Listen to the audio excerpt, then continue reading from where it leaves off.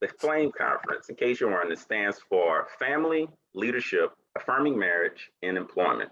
And so today we'll be talking about different sectors, different areas of this, and we'll be talking about it more in depth. We'll have breakout sessions. It's going to be a great time, and I hope you all are ready for it. And so FLAME, just a little bit of background of what it's all about. It's an initiative of the Office of Family Assistance, OFA, under the U.S. Department of Health and Human Services, Administration for Children and Families. It aims to promote and advance father engagement efforts across the nation. And FLAME, again, stands for Family, Leadership, Affirming Marriage, and Employment. And so we are Fathers Matters, and we are all about fatherhood. I like to say that we talk about fatherhood, what it could be, should be, what it ain't, what it is, and what it's supposed to be. And so we've been doing this work now since 2018, engaging fathers in this conversation about fatherhood, uplifting them, promoting them, and talking about all the good things that fathers are doing, because we know that there is an idea out there that fathers are aloof. I think of Homer Simpson, where he doesn't know what's going on and he just kind of lost and just trying to figure it out on the fly.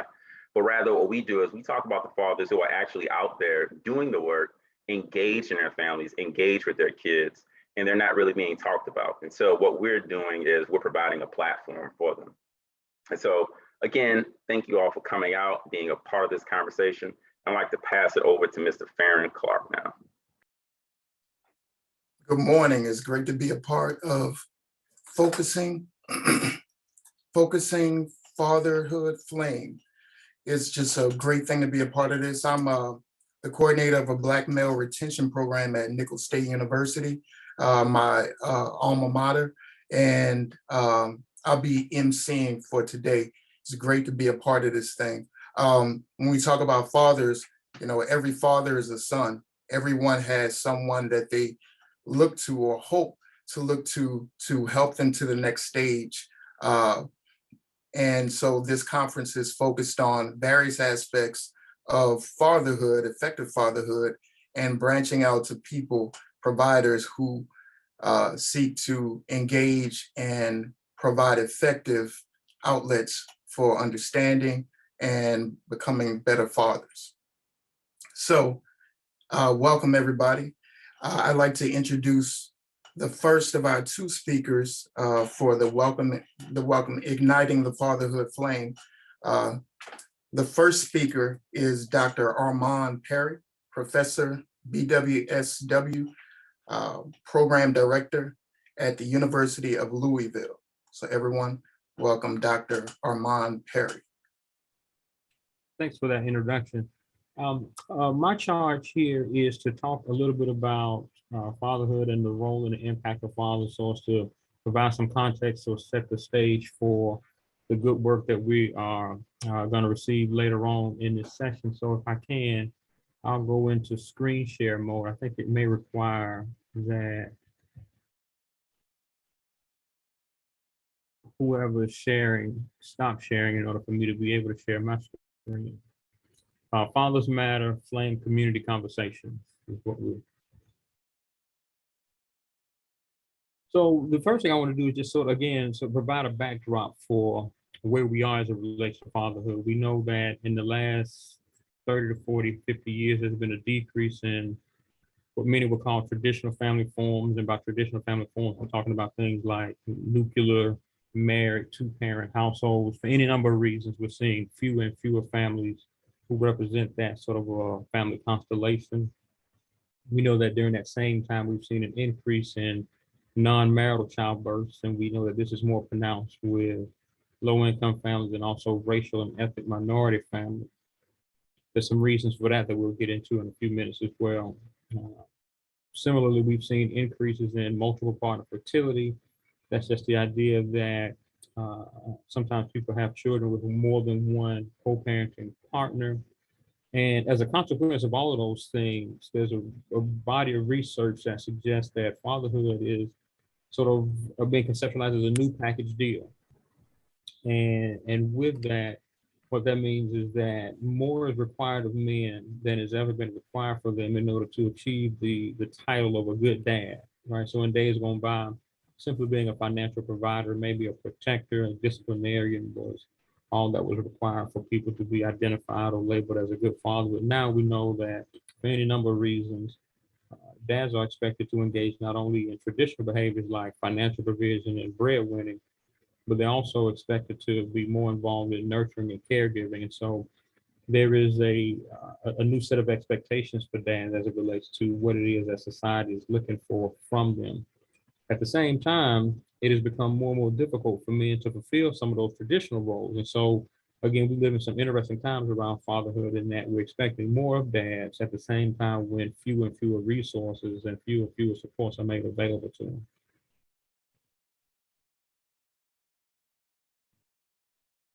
Some of the factors influencing and impacting father involvement, probably the biggest one is macroeconomics. We know that in days gone by, in order for dads to fulfill that provider role, even dads who were low and semi-skilled men with not a lot of formal education could oftentimes find gainful employment in manufacturing plants. But unfortunately, many political decisions have led to a circumstance where goods producing and manufacturing work has been outsourced overseas, leaving behind fewer opportunities for low and semi-skilled men to be able to earn gainful employment, wages that used to be able to help them provide for their families.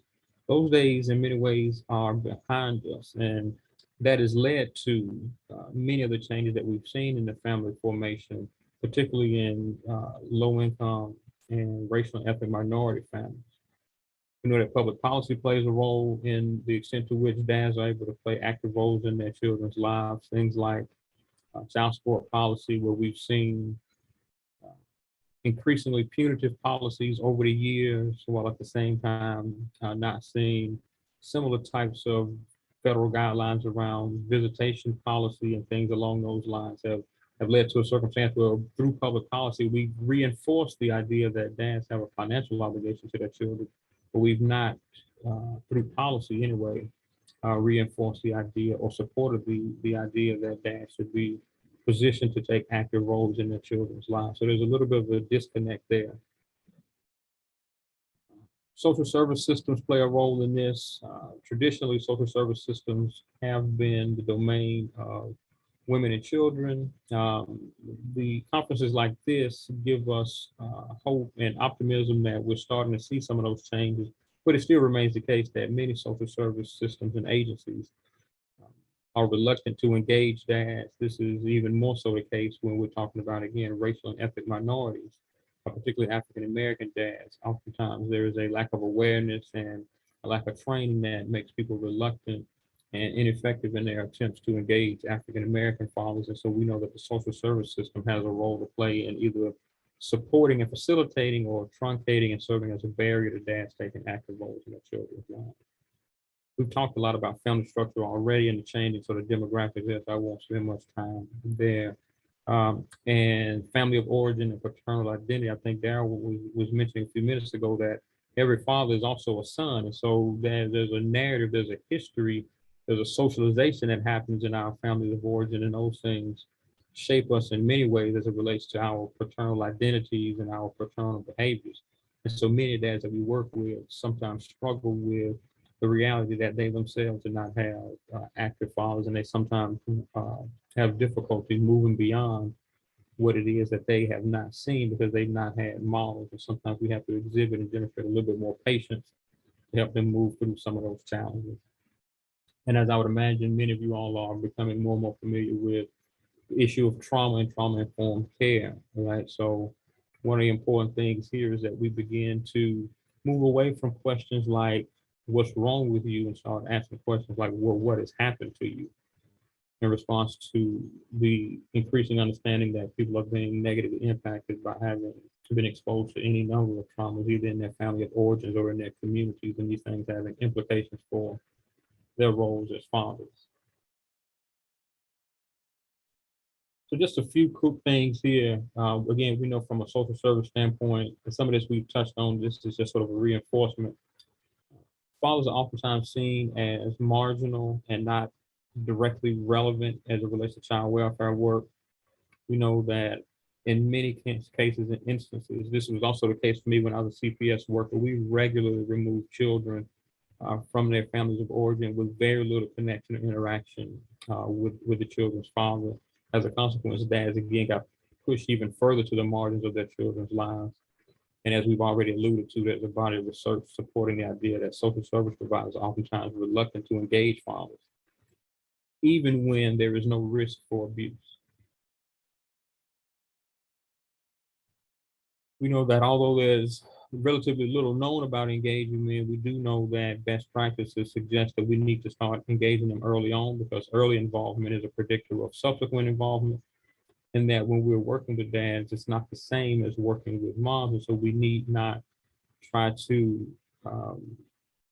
take on a one-size-fits-all approach, but indeed we need to tailor our approaches that are specifically designed for men, because we know that men tend to parent differently. Again, that's not to suggest that all men and all fathers are the same, but it's certainly the case that, and research supports the idea that the ways that most fathers engage their children is different than the way that moms do. And as a consequence of that, if we're looking to intervene with the family, we can't just take approaches that were developed with moms in mind and then try to make those work for fathers. We sometimes get into disconnects there, and that's what this last bullet point mentions, which is the idea of sometimes programs make the mistake of engaging in work where their interest is in having dads engage in their programs, but dads are involved in their children's lives in other ways, right? And if we're measuring from a research and evaluation standpoint, measuring program involvement, we may be missing father involvement if dads are involved in ways that are different than the way that the programs are measuring involvement. So that's something for us to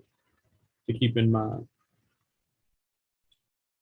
We know that dads play a big role in shaping children from a human development standpoint. Again, as we've alluded to, prenatal involvement is a significant predictor of postnatal involvement. So getting dads involved as early on as is possible, prenatal visits, well baby checkups, and things of that nature. All of those are good ways to get the ball rolling and develop some momentum around paternal involvement. We should be focusing more on the quantity of father's involvement rather than the quality. That's a byproduct of the limitation of the research measures that we have. We're looking for things that are easily quantifiable, so we concern ourselves with how many days a week a child is with their dad, or how often it is that the child sees the dad. And we spend much less time thinking about the quality of that involvement. We need to become more sophisticated in our measurements so that we can have a better handle on the quality of the involvement, as opposed to simply and exclusively being concerned with the quantity. Some of the other reasons why fathers are important is because we know that there's a body of research from a human development standpoint that suggests that fathers play a unique role in shaping their children's language development, cognitive development, social development, even emotional development. And one of the biggest ways is father's involvement helps to promote children's confidence and risk-taking behavior. And risk-taking not from a safety standpoint, but being willing to step out and take chances and explore the world around them. And those are things that, when mastered, help to promote children's confidence. And there's a body of research suggesting that dads play a heavy role in helping children develop in those types of ways. So that's something for us to be thoughtful and mindful of.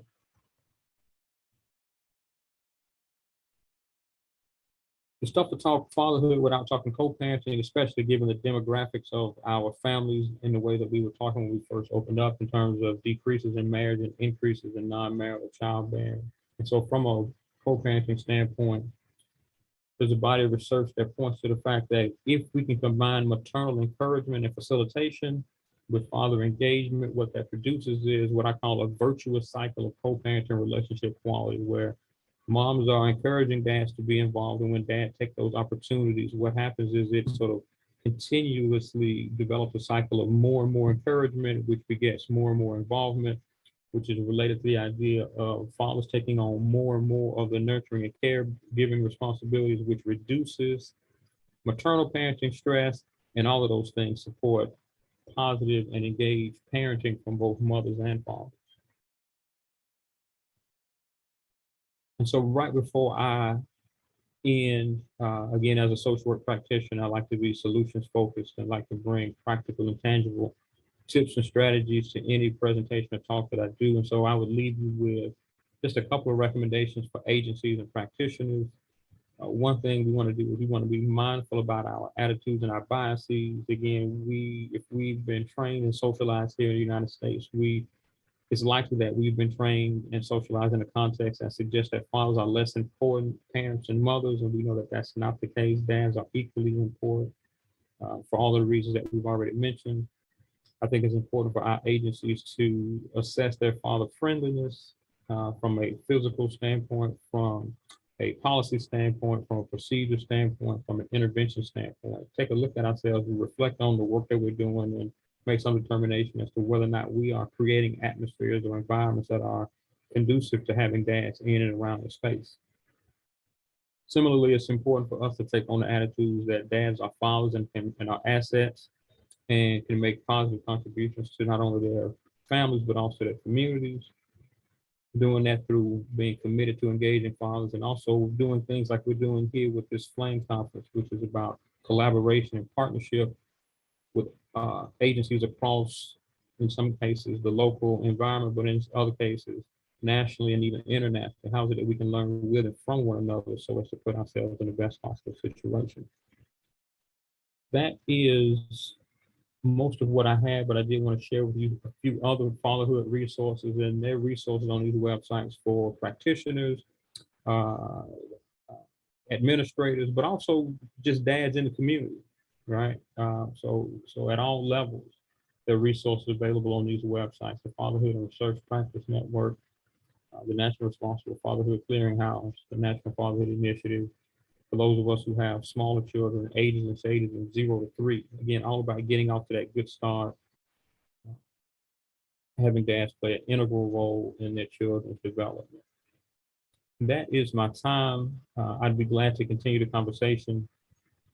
And if you are interested in connecting with me around any of this work, that is how you get a hold of me. My email address is there, as well as a telephone number. I'd be glad to have a discussion, a conversation from a follow-up or collaboration and partnership standpoint. I really appreciate the opportunity to be here, and I hope you all have a really, really good conference. Thank you all so much. Thank you very much, Dr. Armand Perry, for those insightful words. We appreciate the energy and the insight that you bring to us, and reach out to Dr. Perry for more information on what he shared. Thank you for making yourself available to that. How's everybody doing?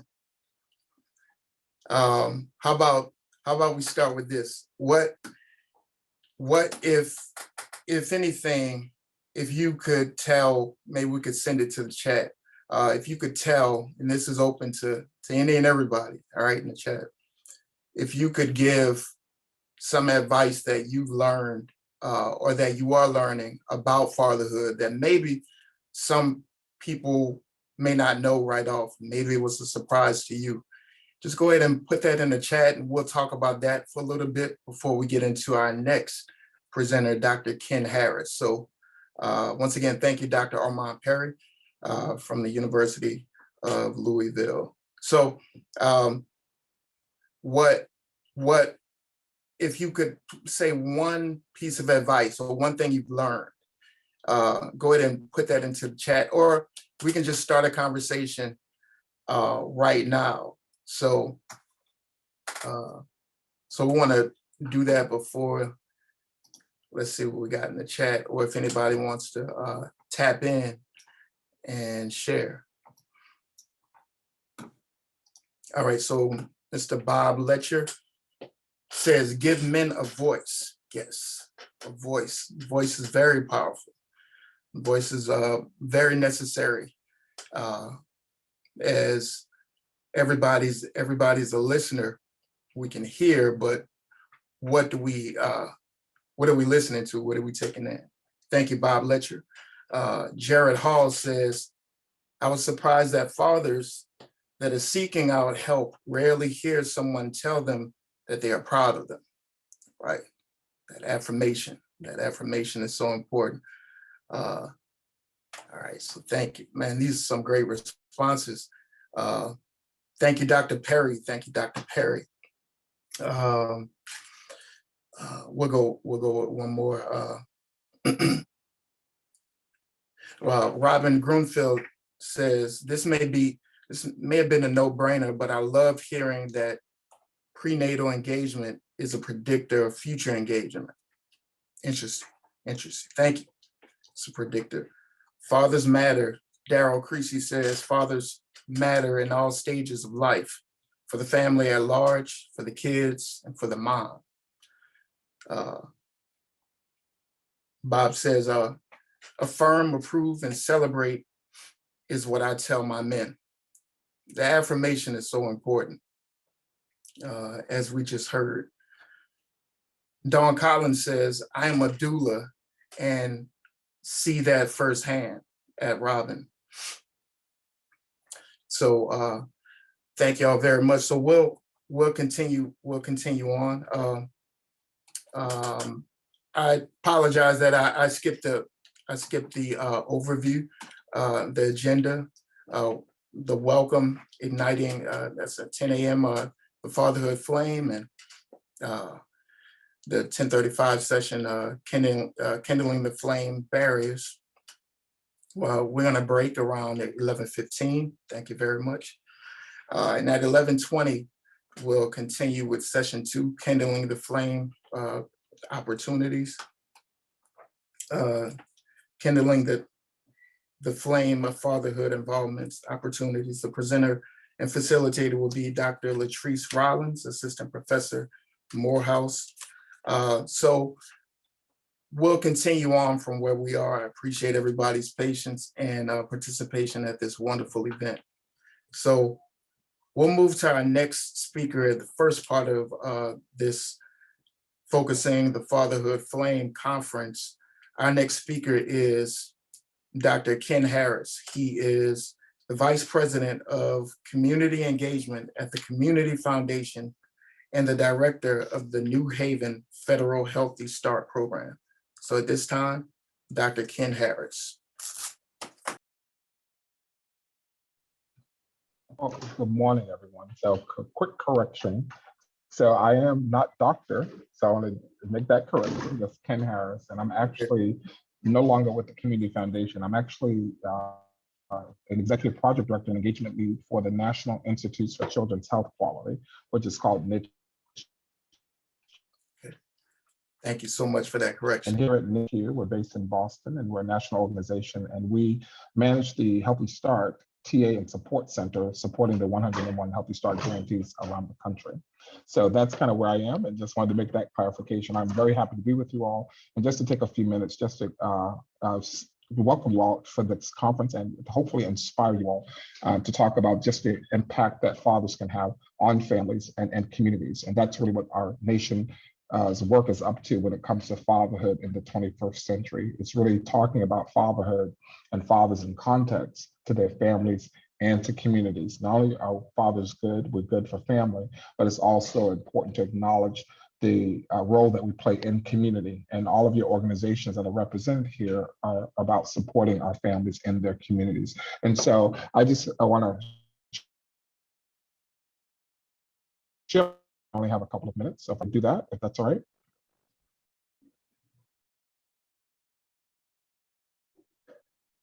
Okay, one moment. Are you able to see my screen? Yes. All right. So really what I encourage us is you all continue this conference, and thank you, Dr. Perry, as well, but really lifting up fathers and telling the stories of fathers. And each of you have those stories, and our moms have the stories, our folks that have been working with families have those stories. So really story fortifying. And you want to talk about igniting a flame. You want the desire for fatherhood and increase the passion for fatherhood. And this action of fatherhood work, all of us play a role in that, and really lifting up those stories of fathers. And so I call that story fortifying. And so the inclusion of fathers and partners with our moms and birthing people. Today, we're looking at fatherhood in the MCH context, maternal and child health. And so we don't need to change the name of maternal and child health, but really starting to talk about and show how fathers really play a role in supporting and encouraging our moms and leading to greater birth better birth outcomes. And with regards to infant mortality and maternal mortality, our role in supporting our women and our children is important. So that's what this story about this fatherhood is, just really showing how we show up in the framework of maternal child health, as you've heard in the previous presentation. And so this journey of inclusion in our work is really important. How do we include dads in these conversations, in these programs? And it's important to understand that there was a history of exclusion. So those that have been doing this work for a while, just build on what you've learned. There was intentional exclusion. So you look at policies that really prevent men from being involved or fathers from getting engaged. There's a history when you look in certain groups, certainly among African Americans, when you look at our Native Americans, there's a history in this country that lets us understand what exclusion was like. And so this journey toward exclusion is a tough journey, because you have to really move from exclusion and understanding where the segregation happens. And then how do we integrate fathers into the work? And then finally, the equity comes in when it's really total inclusion. And that's what we want to celebrate. We want to celebrate the work that you're doing. But remember, many systems were not even designed for him. So your work that you do today and tomorrow is so critical when it comes to including fathers in systems not designed for him. And that's where we want to look at equity in the system. So just looking back to leap forward, it's just important to understand father's story across a lifetime, right? We're talking about all fathers here, even though we really lift up African American and American Indian, Alaska Native, and Hispanic fathers when it comes to these disparities. It's important to understand that our Maternal Child Health Bureau of this country has made a commitment to fatherhood. And while the MCH, Maternal Child Health, is 100 years old, fatherhood work has really been just 30 years old. And so we're already behind. And so again, lifting up these stories is important. So when you think about the history of maternal child health, of working with our women and children, where have fathers been along that timeline? It's very important. And again, when you think of the impact of slavery on both family formation, it's important to keep that in mind.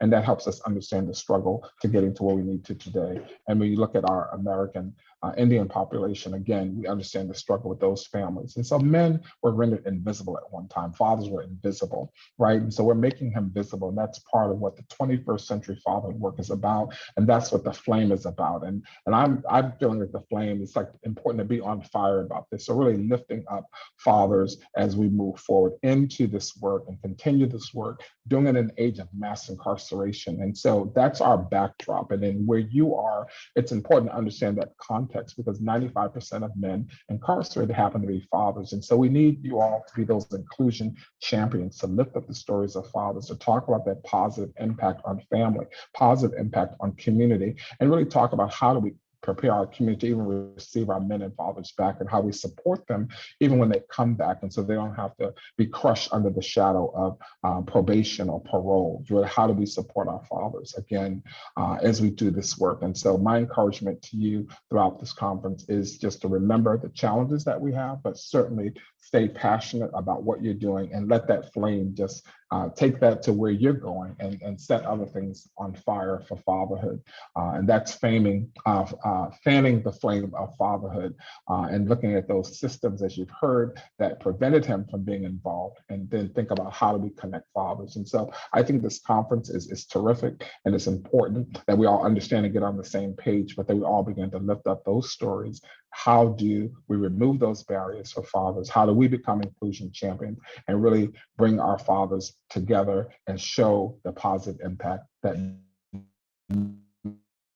and fathers have on families and our communities? And that is my encouragement for you, to let the fire burn strong, and certainly to light it up, as they say. So I thank you for having me, Daryl, all my colleagues there. I appreciate just an opportunity to come and say hey and encourage you all. I'm inspired by the work that you all are doing. I'm inspired by today's conference, and I hope that you all have a terrific day. Thanks so much for having me. Thank you so much, Ken Harris, for those words. It's very insightful. That the U.S. incarcerates 716 of every 100,000 residents. Wow. Those numbers are startling. And so is the passion and the insight that you gave us through your presentation. And sorry that the time was a little pressed. We pulled a lot from what you shared. And we appreciate you. So y'all feel free to share those appreciation comments in our chat. So thank you very much, Ken Harris. Appreciate you. Just a little housekeeping, just to remind, if you know, if you have to take care of something, feel free to just make sure you have your, if you have to move with your camera, you can mute your camera and you can mute the mic as well.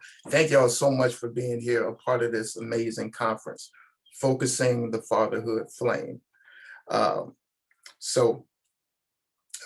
Yes, a beautiful and wonderful presentation. So now we're at the point where at our first session, our breakout session, Kindle the Flame of Fatherhood Involvement, Barriers. The presenter and facilitator is Dr. Tasha Alston. She is Chief Diversity and Inclusion Officer at the University of Pittsburgh at Bradford. So everybody, welcome Dr. Tasha Alston. Let's see, my computer's going a little slow, so just bear with me. Can you see my slides? Yes, can everyone see the slides? Yes. Okay, thank you. So again, good morning, everyone. Thank you for allowing me to join you today. My name is Dr. Tasha Alston. I am the Chief Diversity and Inclusion Officer at the University of Pittsburgh at Bradford. And to give you a little context, again, I want to first thank Fathers Matters, Compassion Outreach of America, and I thank Dr. Gross also for inviting me to present at this presentation. So as it relates to my work in fatherhood and father engagement, I have 24 years of experience, I would say, in working with not only fathers, but also culturally diverse communities and families. I'm providing you with the context so that you can see how I move through and navigated towards the important work of fathers. As a social worker and as an educational psychologist, I started off working in culturally diverse communities with families. And what I saw in that work is that fathers weren't being included in the work of families and the work of strengthening families. And this was in the early 90s. What I also noticed was that fathers were very much involved in the lives of their children, but there was no outreach, there was no engagement, there was no involvement in the work or the treatment plans. And there were no resources provided for fathers that were also provided with mothers. Through that work, what I also saw was that as we were strengthening families and not including fathers, and working with families, we're also working with children. And it was important to, in working with children, to help children also achieve their goals through education. And so that's where the education component came in, because it was important for me to also understand research and education to support children, with their educational goals, but also to support families as well.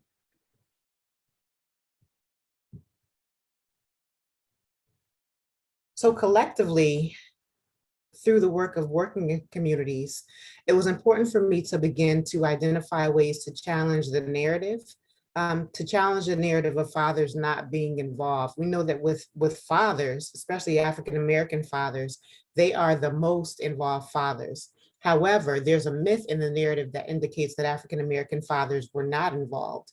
And so I wanted to work towards challenging and changing the narrative, but also work towards social justice and color by uplifting families of color.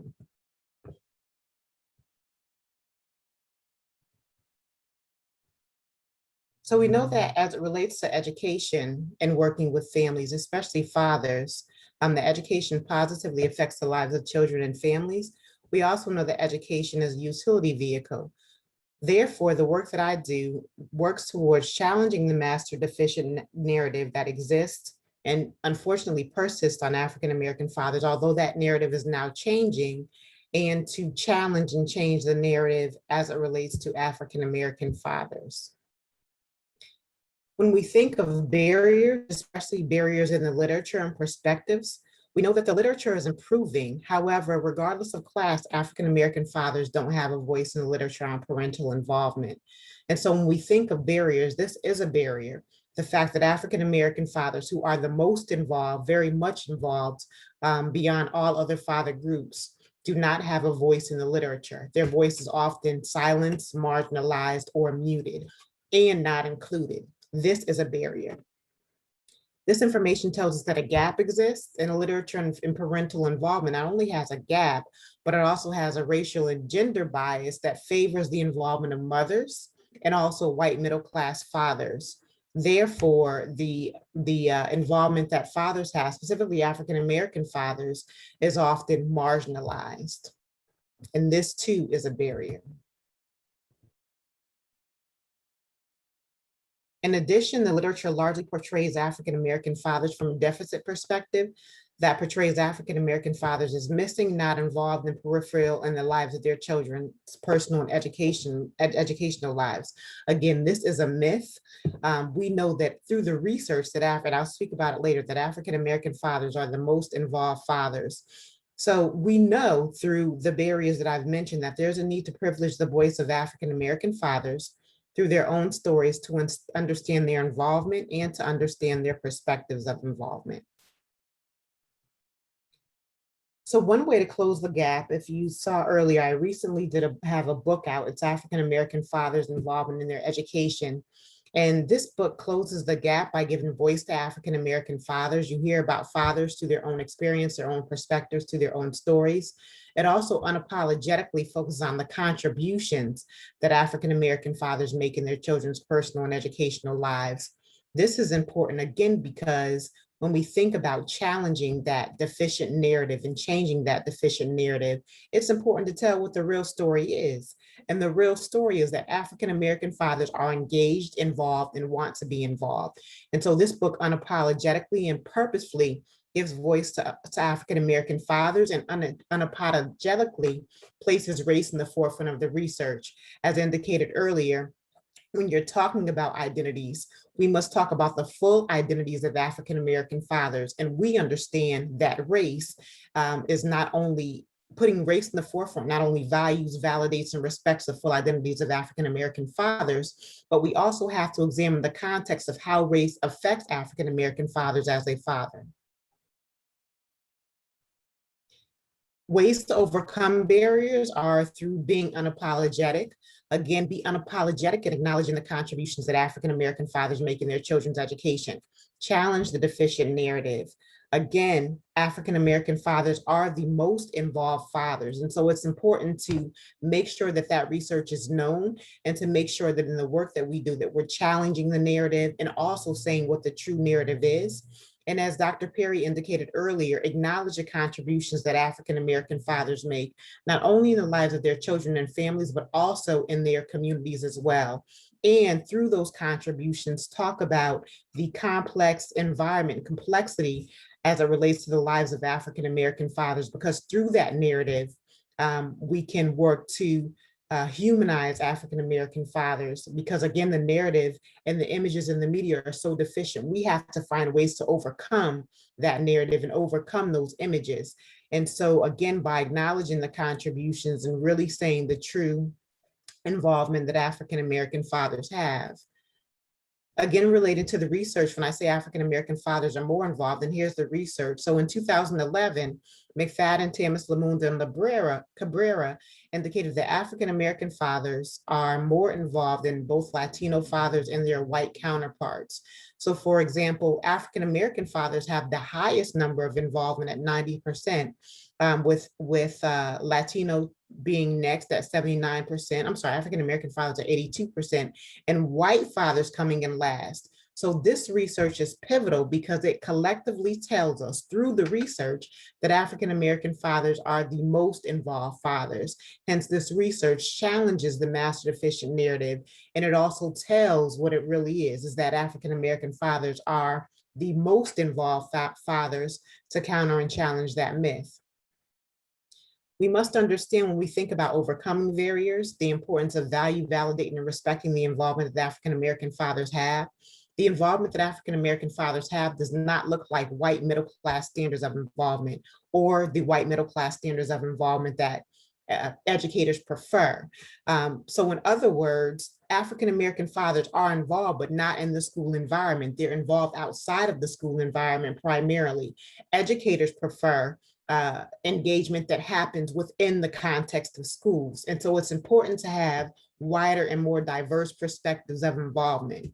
And it's important to understand that the involvement and perspectives of involvement that African-American fathers and African-American families have is still important. And it's important to include the role of culture and when you're looking at involvement. And so there is a need for researchers to not only have broader perspectives of involvement, but also to understand the role of culture and how culture affects fathers, specifically African-American fathers of involvement, and to understand that white middle-class standards of involvement that educators prefer does not apply to African-American families, especially African-American fathers. When we think of overcoming barriers in the context, Connor and White spoke of this, the importance of examining the context, and suggested that actions, decisions, responses, and behaviors of fathers all take place within a cultural, historical, political, and environmental context. And the context must be examined to understand how these contextual factors affect Black fathers as they father. So again, context as important. Therefore, not including race and culture creates further racial and cultural hierarchies that are already in American society, and it ensures that the full identities of, if we include race and culture, it ensures that the full identities of African-American fathers are valued, validated, and respected. And so we must be unapologetic in talking about and discussing race. I won't talk about this study because I just talked about it. Again, the research indicates and says that African-American fathers are the most involved fathers. Also, when you think of additional research, Leidy and McHenry in 2006 indicated that African-American fathers have higher levels of involvement, higher probabilities of living near their children, spending more time caring for their children, higher levels of involvement in childhood decisions, and higher levels of involvement of living nearby their child than non-Black fathers. This information that I provided you with is important because one, it informs you of the importance of African-American fathers, not only in the lives of their children and families, but the importance of understanding that African-American fathers are actually the most involved fathers. And therefore, it's important for us to push forward that narrative because that's the true narrative. And as we do the work of father engagement, of ensuring that we acknowledge the contributions that African-American fathers make, and that we also value, validate, and respect the involvement that African-American fathers have, and appreciate the contributions that fathers make, but also their involvement as they uplift our African-American communities. So right now, we're actually going to go into our breakout room. I'm going to stop sharing the screen. We are going to do an activity now based on barriers. What that activity will entail is for about 10 minutes, you'll have discussions in the breakout rooms of what supports healthy father involvement, why members of the community hesitate to engage in fathers. So have the discussion. After you have the discussion, we'll come back to the main room and we will collectively share the information together.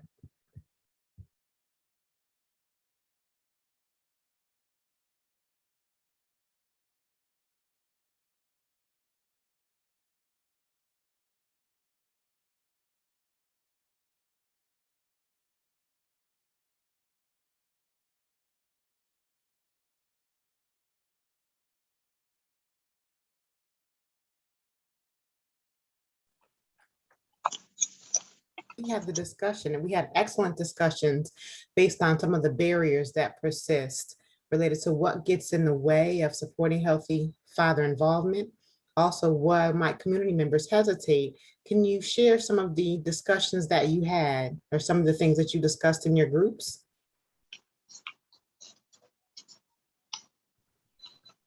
This is great. Oh, okay. Go ahead, Daryl. Nah. Age before beauty, man. Age before beauty.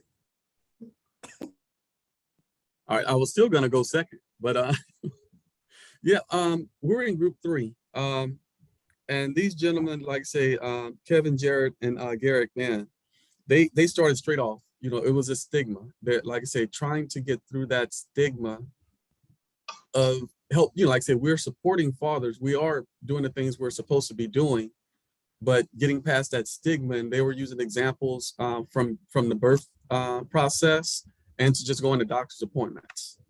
And the main concept or the main thing that flowed from that was at what point are we allowed to basically to stop compromising? So it was a question to be answered at a later point, but that actually was a barrier, because we don't know. Like I said, we go in, we got to put on the persona of trying not to be who we are in front of somebody that should respect us for who we are. So the term that we couldn't find the right one word for it, but even just sitting there, it's like, if you take, like I said, one of the examples, one of the brothers stated, like, I took my kid to the doctor's appointment, they asked me, where was mom? Like I say, just, I'm here, I'm with the kid, it's the appointment time. What does that have to do with the color of the Kool-Aid? So, and I'm on the paperwork, like I say, so I shows that I should be able to do this. But those were, like I said, that stigma that is there, and the compassion or the compromising, like say, and they want you to be angry and do these things, but we want to be here. We just want to go in about our day doing the regular things we're supposed to be as fathers. So it was mainly about the healthcare industry and how we're treated and not being considered, okay, we're a parent that's here for our kids. Absolutely. Thank you. You make an excellent point. And what you're speaking to is the importance of ensuring that there are father-friendly environments and ensuring that the same resources that are provided to mothers, the same equitable resources and the same equitable treatment that is provided to mothers is also provided to fathers. And so again, speaking to the importance of father-friendly environments and making sure that the resources and the treatment is equitable with fathers. Absolutely. Thank you. Other thoughts? And you can address any of the discussion questions. Other thoughts that you had in your group, or other discussions you had in your group? Go for it, Daryl. Thank you. So the barriers that were lifted up in my group, Dr. Perry started off with mentioning that the policy arena is ripe for intervention. And he also lifted up how folks are not knowledgeable of how policy works, and used child support as an example of dads sending money to the state taking their money, mom doesn't get it, and then it triggers a distrust between dad and mom because the state is in the mix of taking money where mom is not getting it, dad thinks she is, and now it's a conflict. Ms. Washington also lifted up that there are way more services for women than men, and then that Black men in particular, have a barrier of incarceration. And she also added that we are not at the table of policy change, and that the incarceration also gives a psychological effect within the Black man's psyche to effectively parent their children. And then Mr. Holmes also mentioned through his personal experience that having a representative, if not your father in the home, a positive role model figure, male figure, is paramount to your understanding of what it means to be a dad. And he also lifted up the fact of a nurturing environment, the earlier the better, would be able to enable children to have better outcomes as they grow older. And Mr. Butcher, the last person who was in the breakout room along with Mr. Clark, they both, well, Mr. Butcher also lifted up that dad in the home is a big deal, and he he lifts up in his own work how to break the cycle of being taught how to not being taught how to be a dad. So yeah, we had Excellent, thank a very you. robust conversation. It seems you had a very robust conversation. You touched on so many points. You talked about policies, the importance of making sure policies are equitable. You also talked about resources, again, and making sure that those resources are equitable and making sure that equity, when we talk about equity, fathers are provided with the exact same resources that mothers are provided with to help them have the resources they need to thrive and to be able to better support their children. Absolutely, thank you. So for the sake of time, we're going to go ahead and move on, and I'm going to close out. I do want to provide you with some ways to overcome barriers. So again, understand that African-American fathers play an important roles in the lives of their children, families, and communities. Value the contributions that African-American fathers make in the lives of their children and families. And as you do your work to challenge the master deficient narrative, because again, we know through the research and through what we see that African-American fathers are the most involved in fathers. African-American fathers are engaged and they want to be engaged. Be intentional about engaging fathers. Create father-friendly environments, practices, policies, and again, provide fathers with equitable resources and be open to diverse perspectives of involvement. When we think of culture and we think of race, we know that culture is foundational and is an uplift for African Americans and for people of color. And so you have to be open to diverse perspectives of involvement because culture plays such a huge role in the involvement that we have, but also in the involvement that African American fathers have as well. I want to provide you with this resource. Again, I recently have a book out. It's African American Fathers Involvement in Their Children's Education. If you use this code, you can get a 30% discount. So try to take a picture if you can. Again, you'll have a 30% discount. If you go to the website, you'll have to type in my name, Tasha Alston, to get to the book. But again, use this code so that you can get a discount. You can also order it. The website is roman.com in Lexington. And you can also get it at Barnes and Nobles, but at Barnes and Nobles, you won't be able to use the discount code. And so if you have any questions for me, I'll take questions now. Again, I wanted to be mindful of the time and mindful of the time we have together and the next speakers that will come after me. If you have any questions, you can feel free to contact me. My email address is tla42@pitt.edu. Again, tla42@pitt.edu. Thank you for allowing me to share this time with you. Thank you for the work that you do as you work to support fathers and father engagement and fatherhood work, because we know that fathers play a pivotal and important role in the lives of their children's families and communities. And it's important to continue to work to uplift fathers and, more importantly, to make sure that we challenge the narrative that exists, because we know that fathers are involved and we know that African-American fathers are most involved. And it's important to acknowledge the contributions that fathers make in the lives of their children and families. Thank you so much, and everyone have a great day. I'll see you in the next session. Thank you so much, Dr. Tasha Alston. Very insightful, informative, and affirming for the crucial, critical role that fathers play. Thank you so much for sharing. Mr. Daryl Creasy, could you take some time to talk about Fathers Matters and what you do? And then following that, there's a video that speaking of ensuring the whole dad. This is a video by Jeff Johnson. So Daryl, could you take it away and talk about Fathers Matters? Certainly. Thank you for giving me the floor. My name is Daryl Creasy, everyone. I am the program manager for Fathers Matter. What we do over here is what you see us on this line doing. We are doing lifting up father advocacy. Our normal means of transmission for father advocacy is weekly discussions, what we call dad discussions. And we'll be resuming those at the end of the month on March 31st.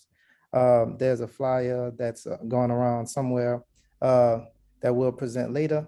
And I just want to respect everyone's time and introduce this video. This video is very, very short, but it will give you some context to the next speaker. So feel free to get y'all some lunch. I hope you enjoy it and come back ready and re-energized to re-engage. Thank you for letting me share.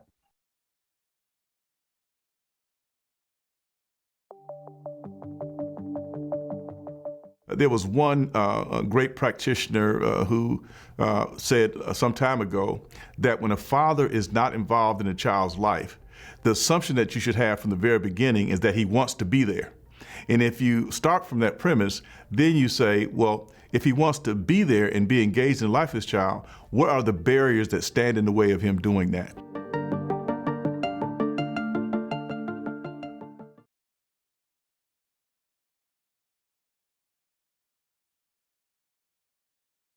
All right, welcome back, everybody. Hope y'all enjoyed your bio break. I see some folks got some beverages, some water, some coffee, some teas. There you go, water bottle going. So we'll be settling in a little bit, a couple of seconds. We'll be jumping back into it. So I'll pass it back to Mr. Farron Clark to take us. Thank you, Bantu. All right, so in 2018, here at Nicholls State University, a program was formed to help Black men in their first year get the most out of their first year. Take it like running a mile, 4 laps. So we teamed them up with young men who's already kind of been at Nicholls for a minute, Black male upperclassmen who want to see them win in their first lap, their first year. So after the first year of Crown, Colonel's Retention of Winners Network, not only has the numbers increased, but we created a breeding ground for success, a literal and figurative lane for young men to do what they envision themselves doing. The reason they came to college. Nobody comes to college to fail. So Colonel's Retention of Winners Network is in its 4th year, and not only has the numbers increased, and we know that all colleges have retention focuses, but we have more of a voice here. It was mentioned earlier by a number of you all, a number of us, that it's important for us to hear and also listen to the voices. So Crown is a roadmap of success for Black men here at Nicholls, mainly Black men who are not student athletes. We're excited about having people like Fathers Matters join us on a Zoom call, which we did last spring. We had a great conversation with the number of mentees and mentors, just Black men talking about various things that we're often told, this is not the space for that. Why are you bringing that anger to the situation? So it's a literal lane, and we look forward to expanding and climbing and flying in our lanes. In this brotherhood, every king wears a crown. The young men in the first year, they created their own motto for what they want Crown to be. And on Tuesday, the 15th of March, we have what's called Give In Day. It's the day of giving. I'll drop that. Well, you can go to the Crown folder and you can find out more information. If you want to financially support Crown, this has just been a wonderful space to do that. So I'll transition to the floor to one of our mentors who, while in his first year here, he was a mentee, but he's been an encouragement and a mentor to everybody, speaking and listening, and just a humble spirit. His name is Channing Holmes, and Channing is from LaPlace, Louisiana. He's a junior in mass communication, and he's got some poetry that at this time he's going to share. So he's going to, so Channing, thank you very much for being here. Thank you, Mr. Clark. I appreciate that welcome. And I just want to give you a shout out right now. You've been a real mentor to me and a father figure to me because, you know, when I first got here, I was kind of uncomfortable about coming into a PWI. But when you told me about Crown and when I first joined, and you were always there for me when I needed something, you were there for me as a mentor and a father figure. So I appreciate you for that. Good morning to all y'all.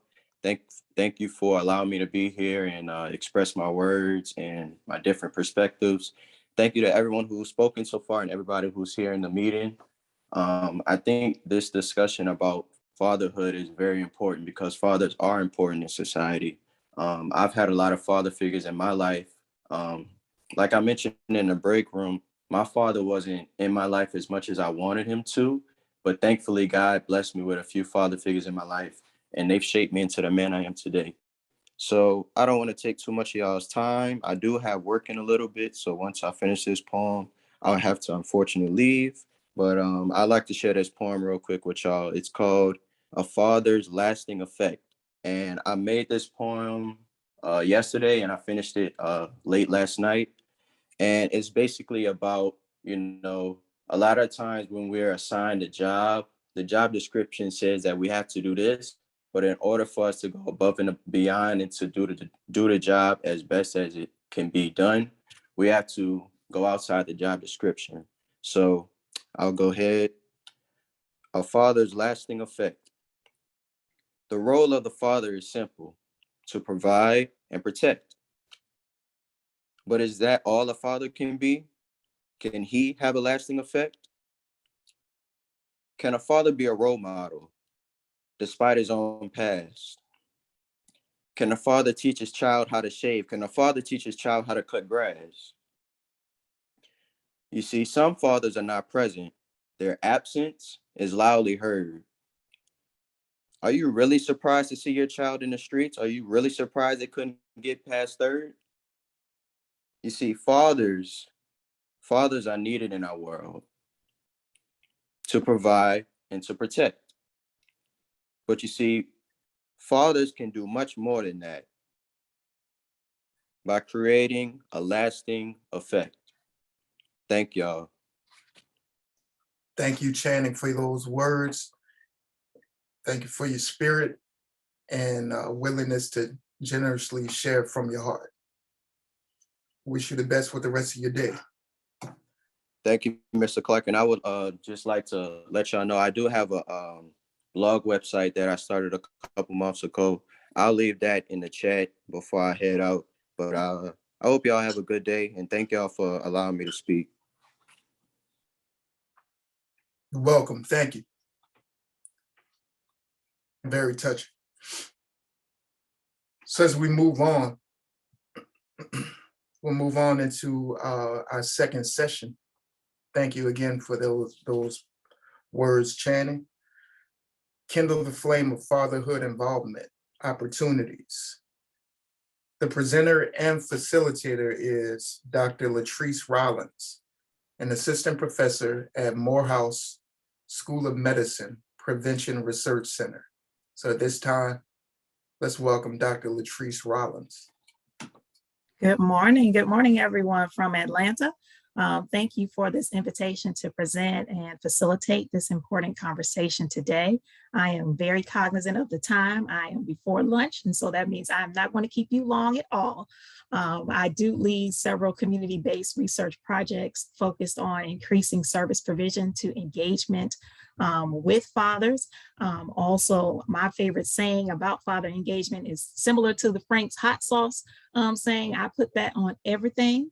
I use that saying because the research shows that whatever we are working in, when we add fathers, especially if we're working with children and families, when we add fathers and fathers are engaged, the outcomes are improved.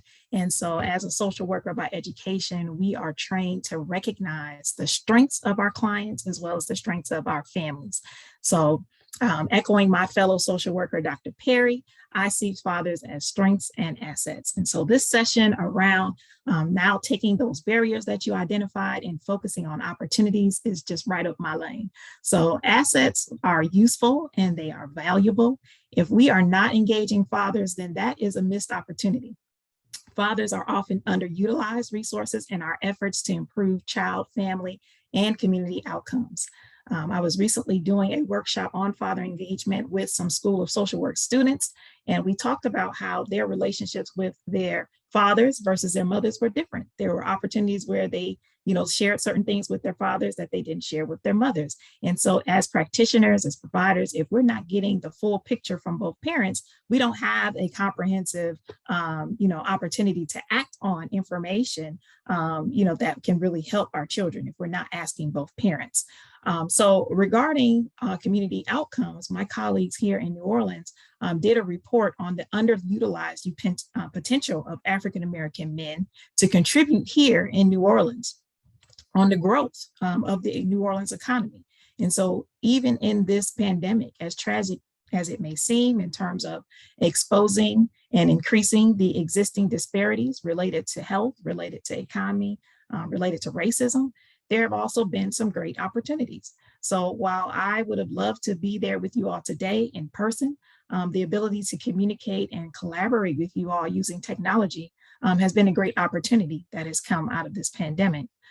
Also in Georgia, the engagement of many of our fatherhood programs has increased during this time because, the barriers related to transportation, related to childcare and work schedules, those have kind of been addressed because fathers have been able to join in, even if they have issues with broadband internet access and things like that. They're able to get on their phone and call in and get in on some of the fatherhood meetings and have that chance to talk about their issues and access resources that they might not have been able to do had everything just been, in person.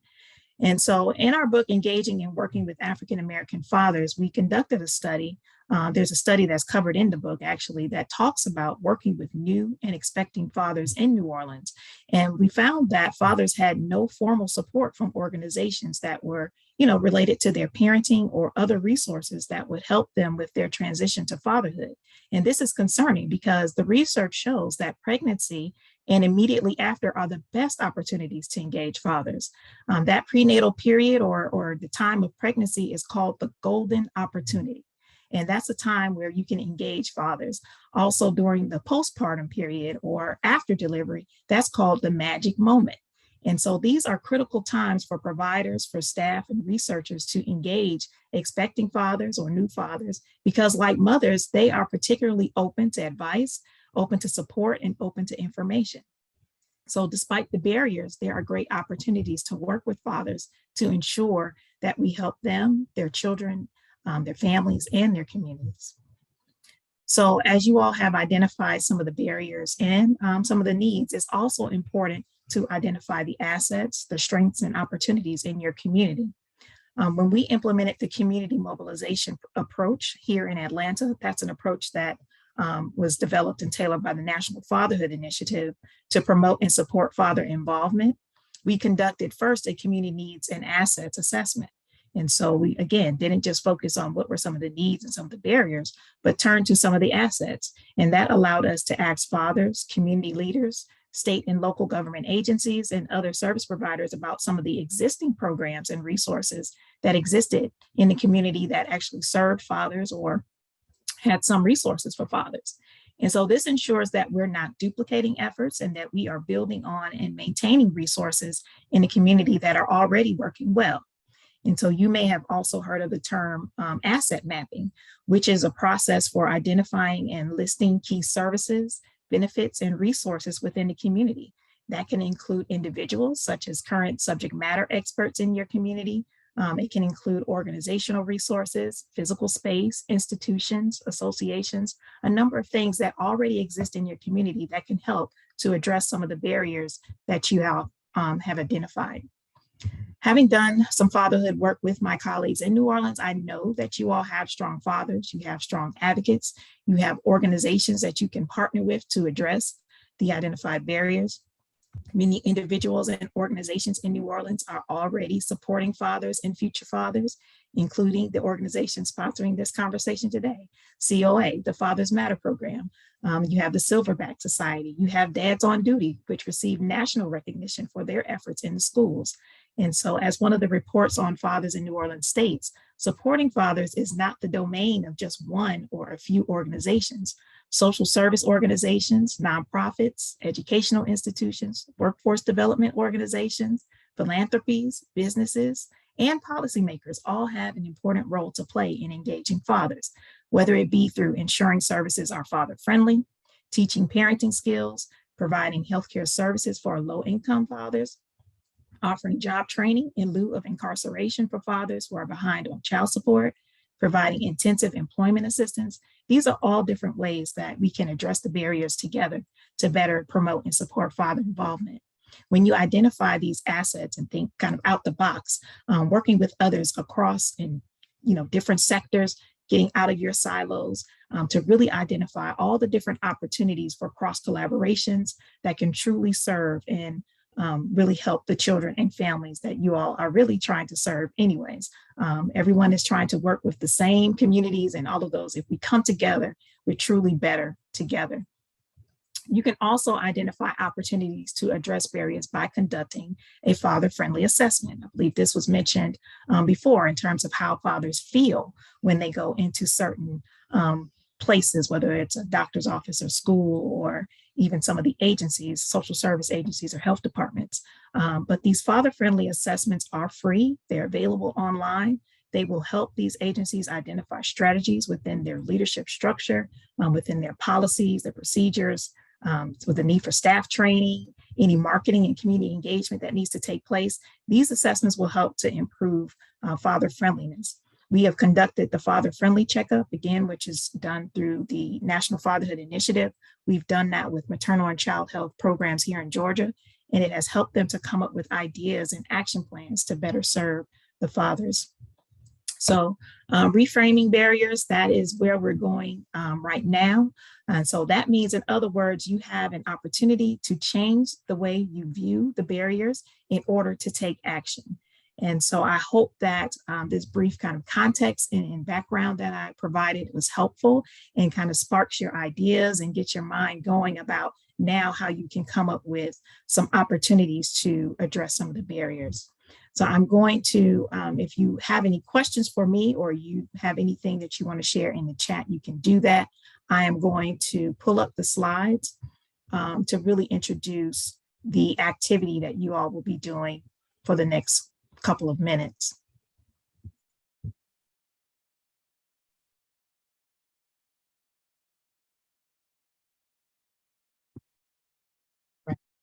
So again, as I said, you have this opportunity to reframe. So in other words, reframing means changing your view of the barriers, turning them into opportunities for the community to support positive fathering.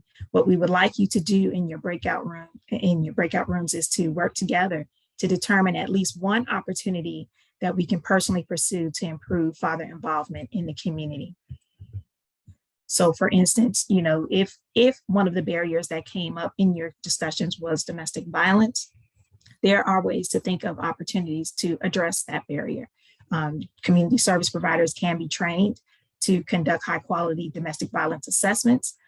You can involve both fathers and mothers in those assessments. You can identify the needed service and referrals. So making sure that you partner with domestic violence agencies in your community, particularly here in Georgia, and I think it's national. We have an organization called Men Stopping Violence. That's a wonderful, organization that you can partner with if that, domestic violence is a barrier that you need to address. But there are some other opportunities, other associations that you can think of. And so this is just an example of what we would like you to do in your groups. Think of a barrier, one of the things that you talked about in the previous session, and then come up with some opportunities. As a group, we want you all to come up with 3 from your list, just 3 barriers, and brainstorm some of the opportunities for each one. We know that there are a lot. You can think of a lot of barriers, but we want to be solution focused in this and really think of ways that we can take action because there are, as I noted, a lot of opportunities where we can make a difference. So if we can go ahead and open up the breakout rooms. I believe, I'm not sure if you all will be sharing the worksheet that helps you all to kind of list out 1, 2, 3, which are the barriers that you want to address, as well as an opportunity or opportunities underneath each one. But we can open up the breakout rooms now. and give you all the chance to talk about these things.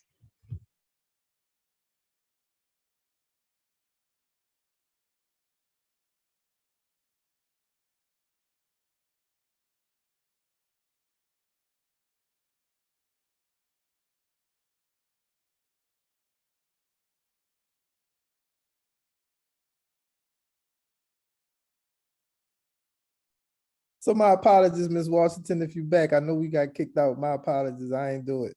I ain't do it. Well, we were deep too. We were just getting there. Yes, I understand. I mean, this is important work, and it does definitely take time to think through and come up with another type of solution.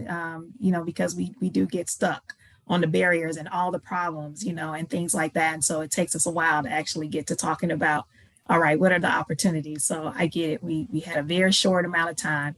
And I'm going to call on Dr. Gross, his group, to share one opportunity that you all came up with. Yeah, the one that we came up with was actually, I was talking about a colleague of mine who had to go through the legal system. And during that process, in a lot of ways, he became an expert on the law. And so is there an opportunity for dads to partner with a law school because they've learned the intricacies of child custody, child support, and then that kind of breaks through that other barrier of employment, how we notice how a lot of the fathers are claimed to be deadbeat, in actuality they're dead broke. So they're able to capitalize on the fact that I've had to go through all this legal stuff. Now I'm a legal aid, paralegal, lawyer, etc. Now I can pay child support. I can begin to change some of these things. So that was this innovative idea that we came up with in our group. Wonderful. Now we just got to find that school that you're going to partner with and that contact, and y'all can get rolling. Mr. David, what did your group come up with? Well, we had three different things. We still went back with the stigma. We started talking about the mental health aspect, but we actually when we got to the birth setting, we actually started talking about doula, because one of my sisters is a doula and I'm a doula as well. And the brother was like, okay, you know, he listened to us talk, and then at the end he was like, well, what is a doula? Oh. And that was like, we both looked at each other on screen. It's like, man, now this is an opportunity.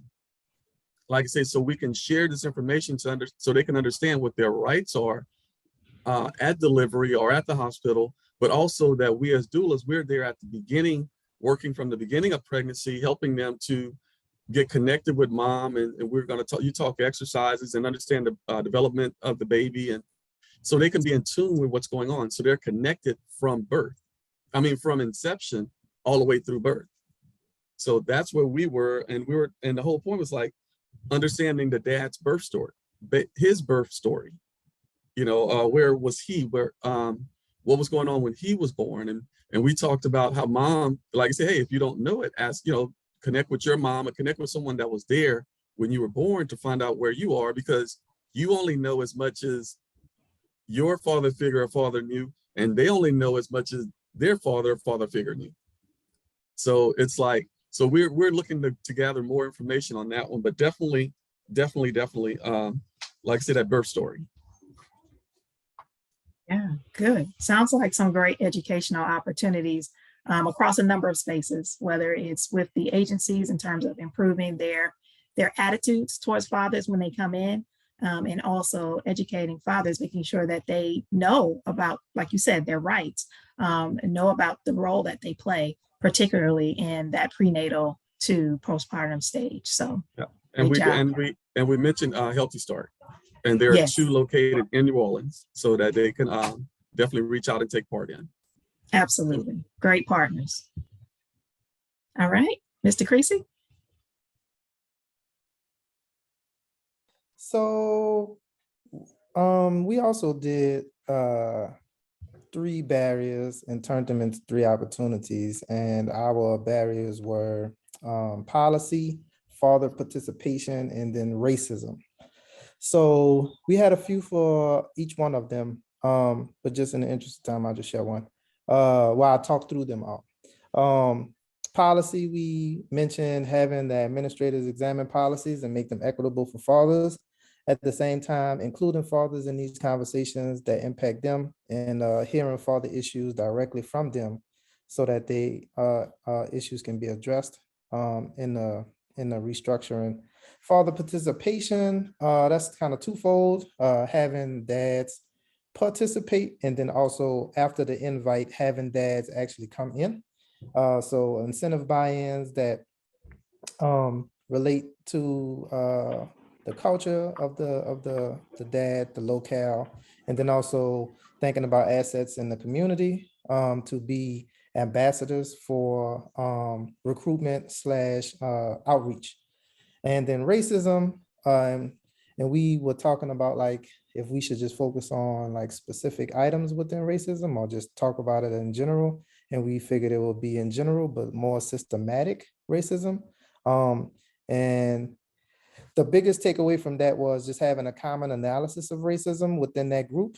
And then understanding, making shifts from there, basically making shifts from there. So yeah, that's what we talked about in our 10 minutes, and it wasn't enough. So I'm looking forward to continuing these conversations. Thank y'all for letting me share. Yes, absolutely. Great job. Great job for everyone.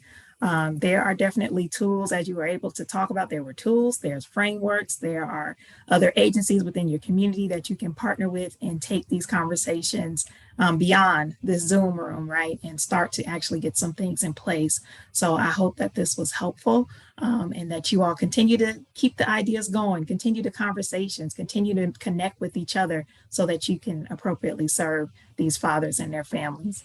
Thank you so much for your time and your attention and your efforts. And I'll turn the floor back over to Mr. Clark to take you further. Thank you very much, Dr. Latrice Rollins, Assistant Professor at Morehouse School of Medicine, Prevention and Research Center. These conversations are just blooming with so much insightful and humbling perspectives and data. And we did all of this just within the past minutes. So it's powerful to do that. Well, speaking of time, it's 12:06 Central Standard. We're gonna go ahead and stop me if I'm headed in the wrong direction, but I believe we have lunch right now. So we'll take that time. We'll be back in 30 minutes. Yeah, we'll be back in 30 minutes. So y'all enjoy your lunch. And when we come back, we'll get into the Dads Speak panel with moderator Greg David of the Community Engagement Coordinator at Family Tree Information, Education, and Counseling Center. So thank you, Latrice. Once again, appreciate you. I'll see y'all back in a little bit.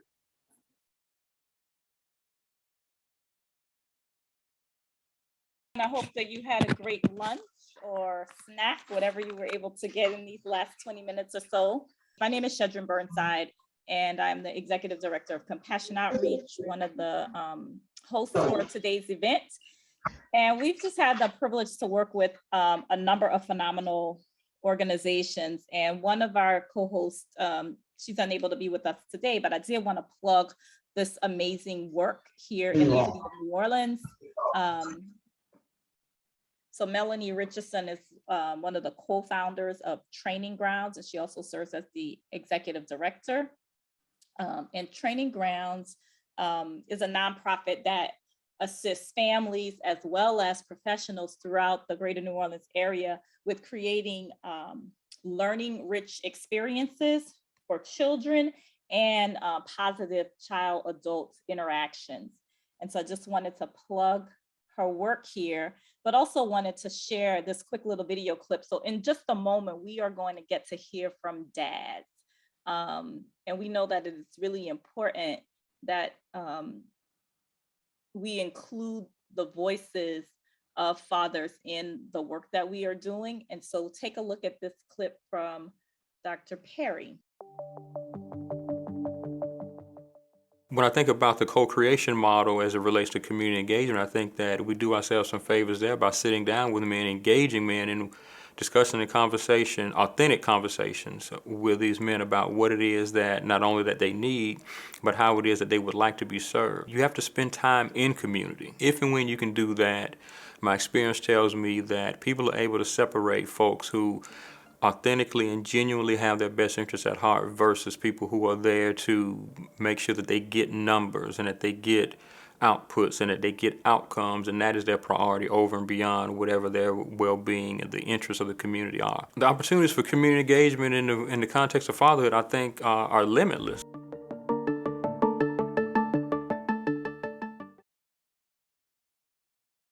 I'd like to introduce Mr. Greg David. He's the Community Engagement Coordinator at the Family Tree Information Education and Counseling Center. So without further ado, Greg David, it's on you. All right. I appreciate that, Farron. Thank you. And I want to welcome everyone to the second half of our great show and to our segment on Dad Speak panel. I'd like for you to sit back and enjoy this ride with us as we take a journey down the path of fatherhood from some very diverse men. Say, I'm Greg David, like as Farron stated. I'm also a father of 2 girls. So with that, like I say, and understanding this dynamic of fatherhood, I think it's best that we sit and we actually hear from these dads. So therefore, without further ado, I would like for you to meet these brave men on our panel. Mr. Jared Baptiste, Mr. Daryl Creasy, and Mr. Sean Holden. So gentlemen, I'd like for you to step up and introduce yourselves to our conference, give your name, family dynamic, or something that you would like to share with us here at the conference.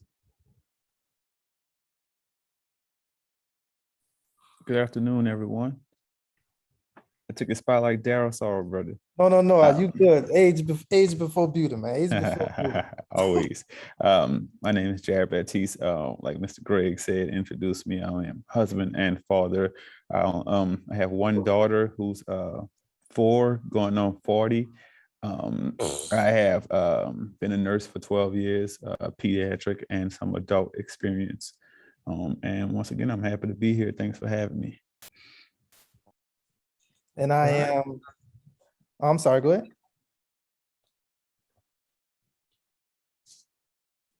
And I am, salutations, everybody. How y'all doing? My name is Daryl Creasy. I am the program manager for Fathers Matter. I have a background in community organizing with fatherhood advocacy, background in education, working at Delgado with adult learners, and most recently began to become more versed in anti-racist work with PSAB here in New Orleans. I am a dad of 2 children, a husband of a wife and a dog, it seems. My kids are 16 and 15, and the dynamic is a lot. So I'll wait for the questions to share my dynamic. That's not a problem, man. Like I say, we definitely appreciate you gentlemen joining us here. So I don't see Sean, but we could still roll. Like I said, we don't have a problem with that. So Daryl, like I said, because I know you, all right? And I know some of your dynamics. So could you give us a little something about the dynamic of you and, like I say, in your fight and your journey for your kids? Yeah, most definitely. As we've been talking about barriers, how we started off our conference, I believe I have had my own world of barriers and limitations, just trying to be an involved dad. I say this in jest, but it's kind of true. Since my children have been alive, I have been actively fighting to be involved in their lives. And throughout this process, I have frequently visited the court system, frequently visited child support offices, and frequently spoken to community resources to get some assistance, support, knowledge about how I can maneuver better around these barriers. So yeah, it's still a journey. Okay. To this Okay. day, it's still a journey. So, well, did you have any of those challenges in navigating the process? Was there like a journal, or was there something in place that you can follow, or how did that transpire? You know what? There was absolutely nothing in place. I know now, like, I mean, definitely trying to navigate the court system, I had no support whatsoever. I reached out to a lawyer at the very beginning, and the lawyer was pretty much a waste of time and money. So I wound up having to learn a lot of things on my own as I moved forward, and came to a point to where I felt comfortable enough to be able to utilize the knowledge that I learned within the court to a certain extent. And I know now they have, well, in New Orleans at least, there is what they call a self-help desk to assist folks who need some support with understanding what they need to do, what they need to file. But yeah, that wasn't around when I started my court journey. Okay, and I guess in speaking those same terms, like say, I'm sure, but what was the emotional impact of this this process on you? Ah, man, it's like extra stressful. I just remember, I kind of reflect back to what Brother Channing had mentioned about having a positive role model in the house, and reflecting back on my own childhood, thinking that my dad was around, but not as around as I would have liked him to be, and trying to not have that be the situation for my own children. Coming against those obstacles and those limitations really put a stress on me personally, so much so that I had to seek out a therapist to kind of help me guide my emotions through all of these situations and experiences. So yeah, it was, and it still is very stressful, but I have mechanisms in place at this point. Excellent, excellent. Well, that like I said, kudos to you, and many blessings on that as well. Brother Jared, like I say, I see that you're a registered nurse. Yes, sir. What led you to that field? If you ask me, I can be honest with you. I think it's just was my calling. I can honestly say that. I remember being 17, and I always wanted to help people. I always felt that was just in me, just a caring person that's in me. But I was sitting down, 17, not knowing much about just life. Obviously, as a 17-year-old, probably even as 38, to be honest with you. But I was sitting down. I remember talking to a nurse. Now, I would be honest, that's where God put me. I can say that was a turning point. I was talking to a nurse, and she was a registered nurse, and she was explaining to me how she went back to school and just gave me some information. And being 17, I say, no matter what, how long it's take, I'm gonna be a nurse, even if it's 27, thinking that 27 is old, right? At 17, I remember saying that.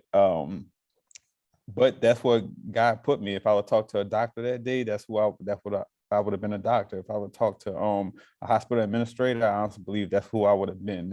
I can say that was my moment in life when I knew I wanted to be a registered nurse. Okay. And I guess I'll follow that up with care. Like I say, you're a father now. Like I say, you've been on this journey for a moment, and being in the healthcare related field, how would you rate the healthcare services that you as a father, or how were you perceived during this process for healthcare services? So be honest with you, I actually have background knowledge of how the system works, right? Because I'm on both ends of it. So obviously, being an African American male, and it plays a huge part. Just being a male, but definitely African American, there are not many of us in that field. So you walk in a room, you're taking your child there, or let's say you take your wife or any family member, you're treated differently because they don't know who you are, right? It's not known to have an African American male with education, especially in the medical field. So you lose you're vulnerable. You lose that voice. So at least it's that voice is taken from you. I'm not gonna say lose. I'll correct that. That they take that voice from you, or not necessarily given to you because your father. Fathers come there. They gotta call your wife. Hey, when the child's date of birth, how you spell a middle name? Like, you'd be surprised being a nurse, how many fathers have to call and say, hold on, let me go call my wife. All the shots up to date. So you're automatically not even given any ounce of thought when you're the father and you walk in the room, especially when you have your another person who's the woman or the female there. They're not asking fathers in anything because the fathers never know. They don't know where the apostrophe go in the name. They don't know how many R's, how many A's they have in the name. So you lose that voice, honestly, as a father. It's not given to you. I'll be honest with you. It's not given to you. Okay. Like I said, I definitely can perceive that one. So I have a question, I guess, for both you guys here. Like I said, when you were pregnant, and I'm saying you, like I said, this is in a term of an inclusion, like I say, of your presence now as a father. So in what ways were you encouraged to be a part of those doctor's visits? Were you ever encouraged to be a part of those visits? I just was because of my background. I'll be honest with you. I had the medical knowledge that I have the medical knowledge that my wife don't have. She had a complicated pregnancy, so I had to step up to the plate just to basically of my knowledge. But as a father, just to pick it back on you, no matter how much nursing experience I have as a father, I still don't have the senses of a mother. I can tell you about kids. I just don't have the senses. So for me, in the pregnancy standpoint, I had to step up more because she had a complicated pregnancy. So I had to be involved more than just going and get Frosties and fries at whatever time of the night. So my situation was different. I was forced to be pushed into that role. Okay. I had to be more caregiver than husband, but I was forced. I was about that's what I was going to ask. Like, say, how did that skill set come to play as a caregiver? So like actually, go ahead.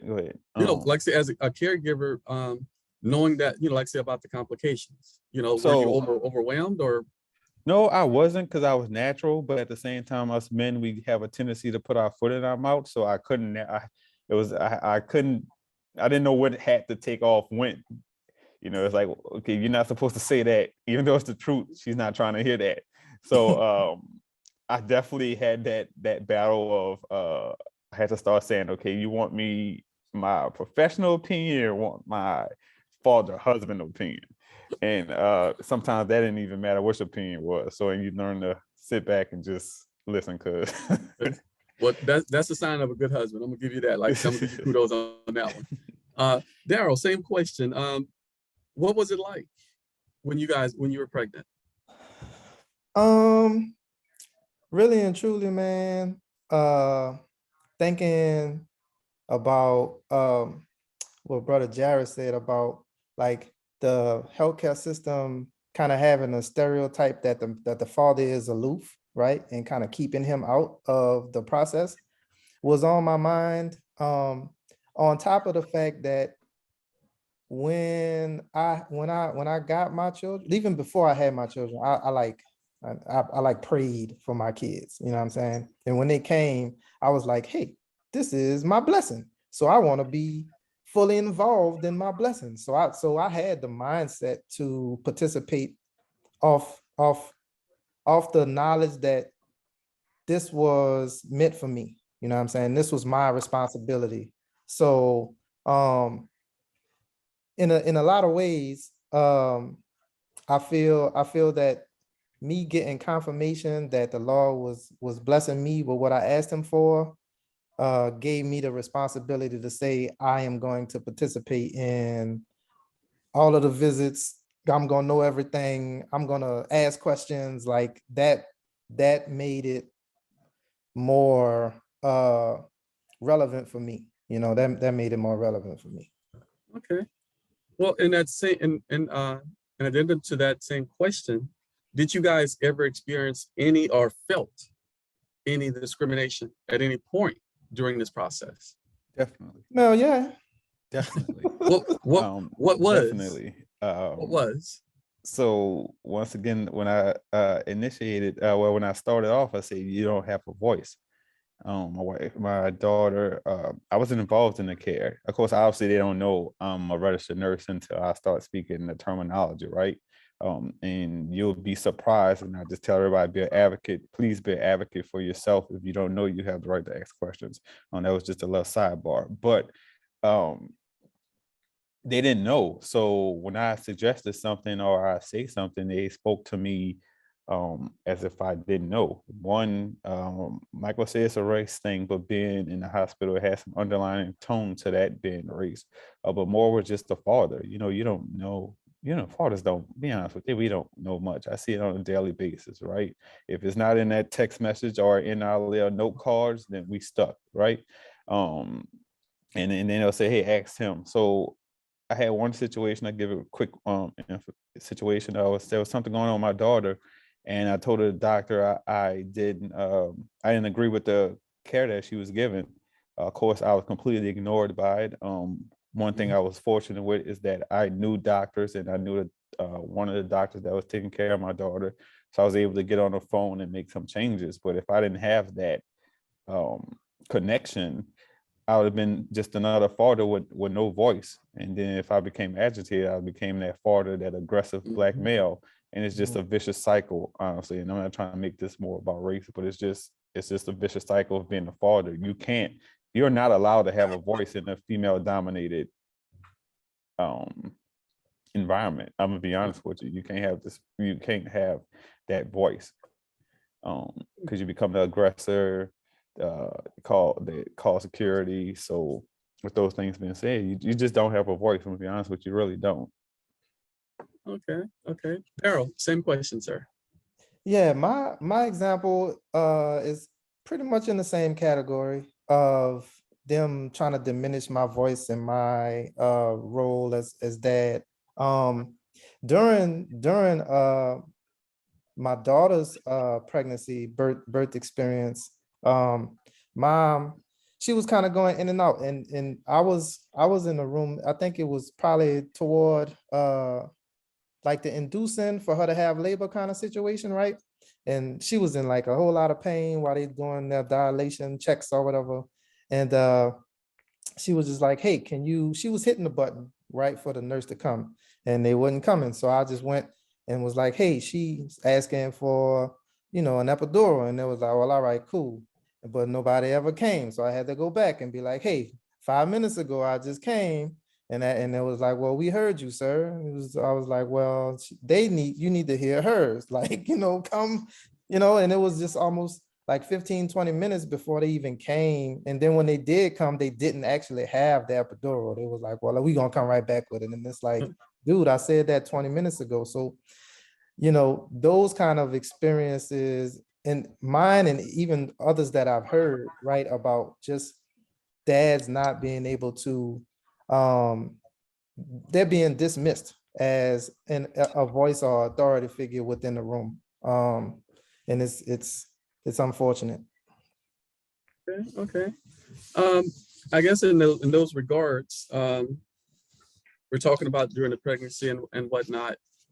Did you receive any educational experience? Like I said, if you went to doctor's appointments with mom, did you guys receive any education that was directed for you as a father in any of those environments? No, it wasn't. I don't think so. It wasn't about me. Yeah, it was. Yeah, it wasn't about me. I would be honest with you. It was all about her. Rightfully so, though. I got the textbook dad, any questions? I got that, but it's all about the mother at the time, which is understandable. I mean, so I don't have an issue with that to an extent. Well, I kind of do. And I'm gonna say why. Because just how we've been talking on the line, and I want to say Dr. Perry kind of initiated the thought around, dads being involved for every process of the birth, and even from 0 to 3, from I'm not sure if it was Miss Austin or Miss Rollins who mentioned that golden moment and then that magic moment, right? Like, dads need to be aware, especially if they are in the hospital with mom, giving support. They need to be aware of how prevalent their support is, and then ways to support because of the reasons that could be followed, like, after they give this support. You know what I'm saying? Like, how important the support is. So yeah, that's my beef. Like, hospitals don't really do that, like, not too often. At least in my experience, it did not happen at all. I had to find out information about how to support the birthing experience outside of the hospital, not inside the hospital. And I think that would be a major shift for dads to get their voice back if that was happening within the hospital. Okay. And I guess I'm going to switch it up a little bit. Let's say, we as men, we're taught that our major role is to be to provide and protect. So we know this. So, but I ask you, do you provide and protect for yourself? I've learned to. Go ahead, Daryl. Go ahead. Well, it's okay. It's okay. You could go. Yeah, you have two people that love to talk, so this is gonna be interesting. I've learned to. Honestly, I've learned to provide and for myself, because I learned that, as cliche as it is, if you can't take care of yourself, you can't take care of your family. So I learned that, and I learned that my daughter was in NICU, and I was trying to be, like Daryl said, I was trying to be the best father ever. I was gonna win that ribbon, and I had to be to work for 5:15. I would hurry up and go to NICU at 4 o'clock. And I just remember hitting a point of just doing that during the week. And I'm not gonna say I emotionally broke down, but I just physically was like, I can't do this, because I was so exhausted of getting at the hospital to 4 in the morning and then getting off of work. And I did that for a while, but I just hit a wall, and I just wasn't any good, because I wasn't necessarily there. I felt like I wasn't there emotionally for my wife. I was there, but you're just being a good husband, right? I'm building up my points for whenever I have to cash them in. But inside, I just was tearing myself down. I just realized that it's okay that you have to step back. And when you want to be that super dad, like Daryl said, you want to be there. You don't want to step back, because you feel like that's that crucial time that you're going to miss something, right? When you step back. So, I just had to learn that it's okay. Okay. Daryl? So yeah, I have, how, like, when you hear like some nails go across the chalkboard, that cringing that you get when you hit, like, that's what I feel when I hear people say dad's just supposed to provide and protect. And I'm like, dude, like, that's all I'm minimized to, providing and protecting. You know how much I do with my kids? I can run down a laundry list of how much I support my kids emotionally, homework, thought energy, giving them ideas to be better versions of themselves.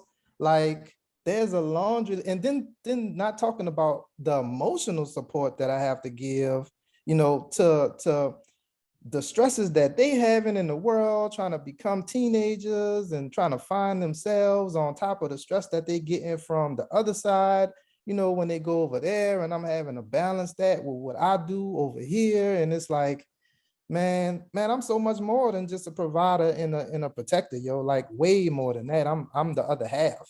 Like, don't put me in no box. So yeah, that's I don't know. I'm sorry. I got on my soapbox for a second. No. Like I said, you're being real.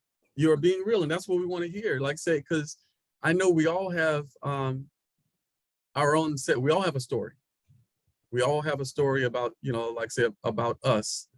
So with that in mind, do you know your story, which is like his story, meaning that where did you get your knowledge at? Where did you get your comfort level, your understanding for being a father? You know, Where did that come from? I'm a back up just a little bit and say, well, no, that's not even really a backup. Just how Brother Baptiste was talking about, he was burnt out and he had to like step back. There's many times where everyone, especially dads in particular, because we already got the stigma, the stereotype, the expectations, so we getting all that pressure on top of what that external pressure outside of whatever we got going on internally. You know what I'm saying? And I'll be quite candid. For me personally, when we started these dad discussions with Fathers Matter, that was a very helpful and supportive outlet for me to be able to communicate with other men, other dads, other Black men in particular as well, to understand that I'm not going through this by myself. You know what I'm saying? And through dad discussions, I mean, it's been highly therapeutic, even so much so to us talking about therapy within the discussions and then having folks come back to the discussion saying, hey, I talked to my therapist, I'm considering therapy, et cetera, et cetera. So yeah, it's definitely a journey for you to be able to know your limits, but then also give yourself some grace to refresh and reset. Yeah, excellent point.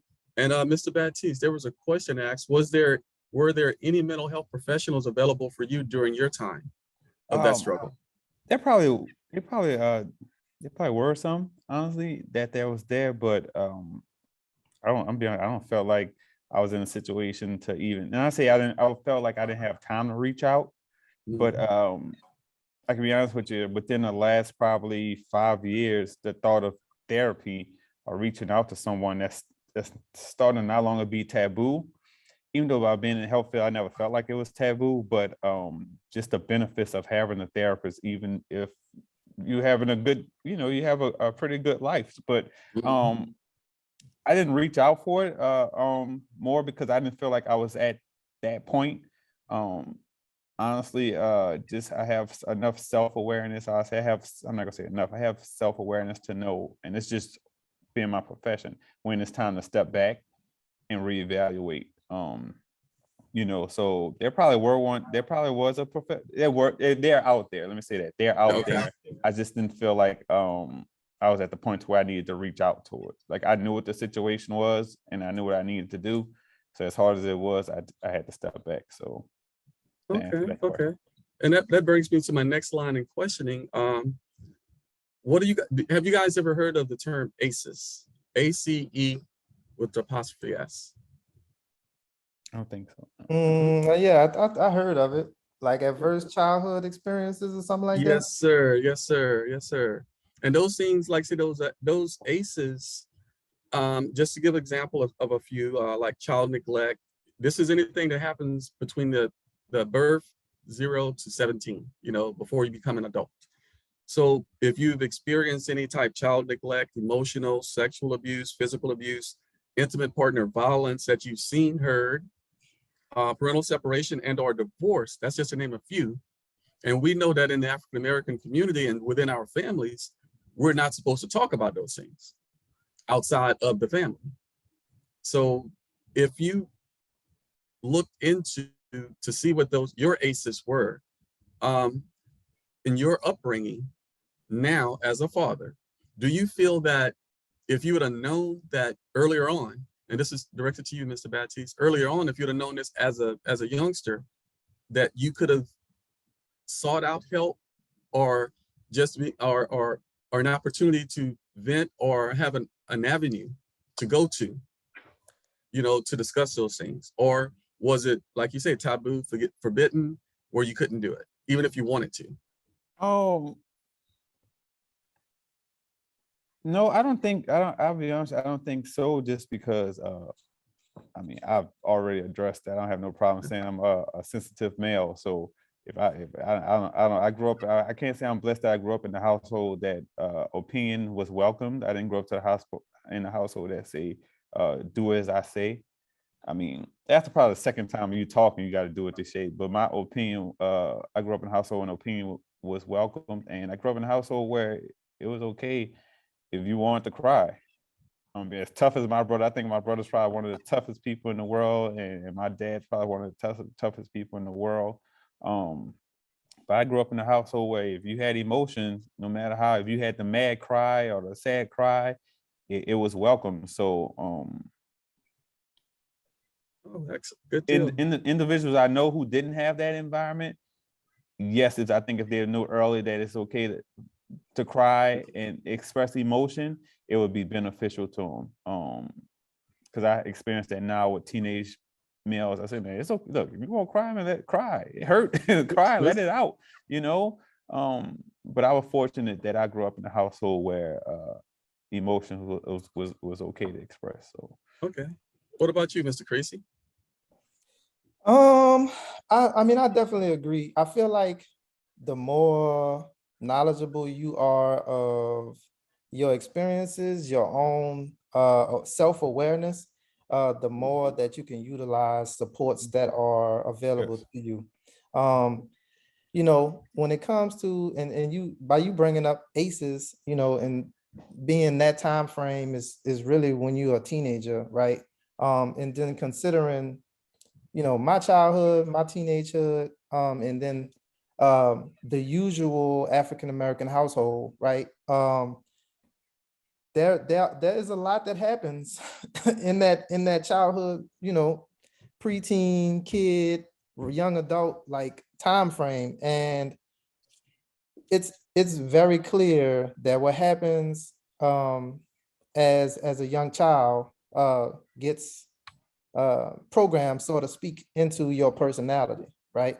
So like I said, the more knowledgeable that we can be, let me back up, the more nurturing that we can be in the family household, and the more knowledgeable that we can grow into, the more knowledgeable that we can be as we grow into adults about these situations, I think will make a tremendous shift to our families and our communities.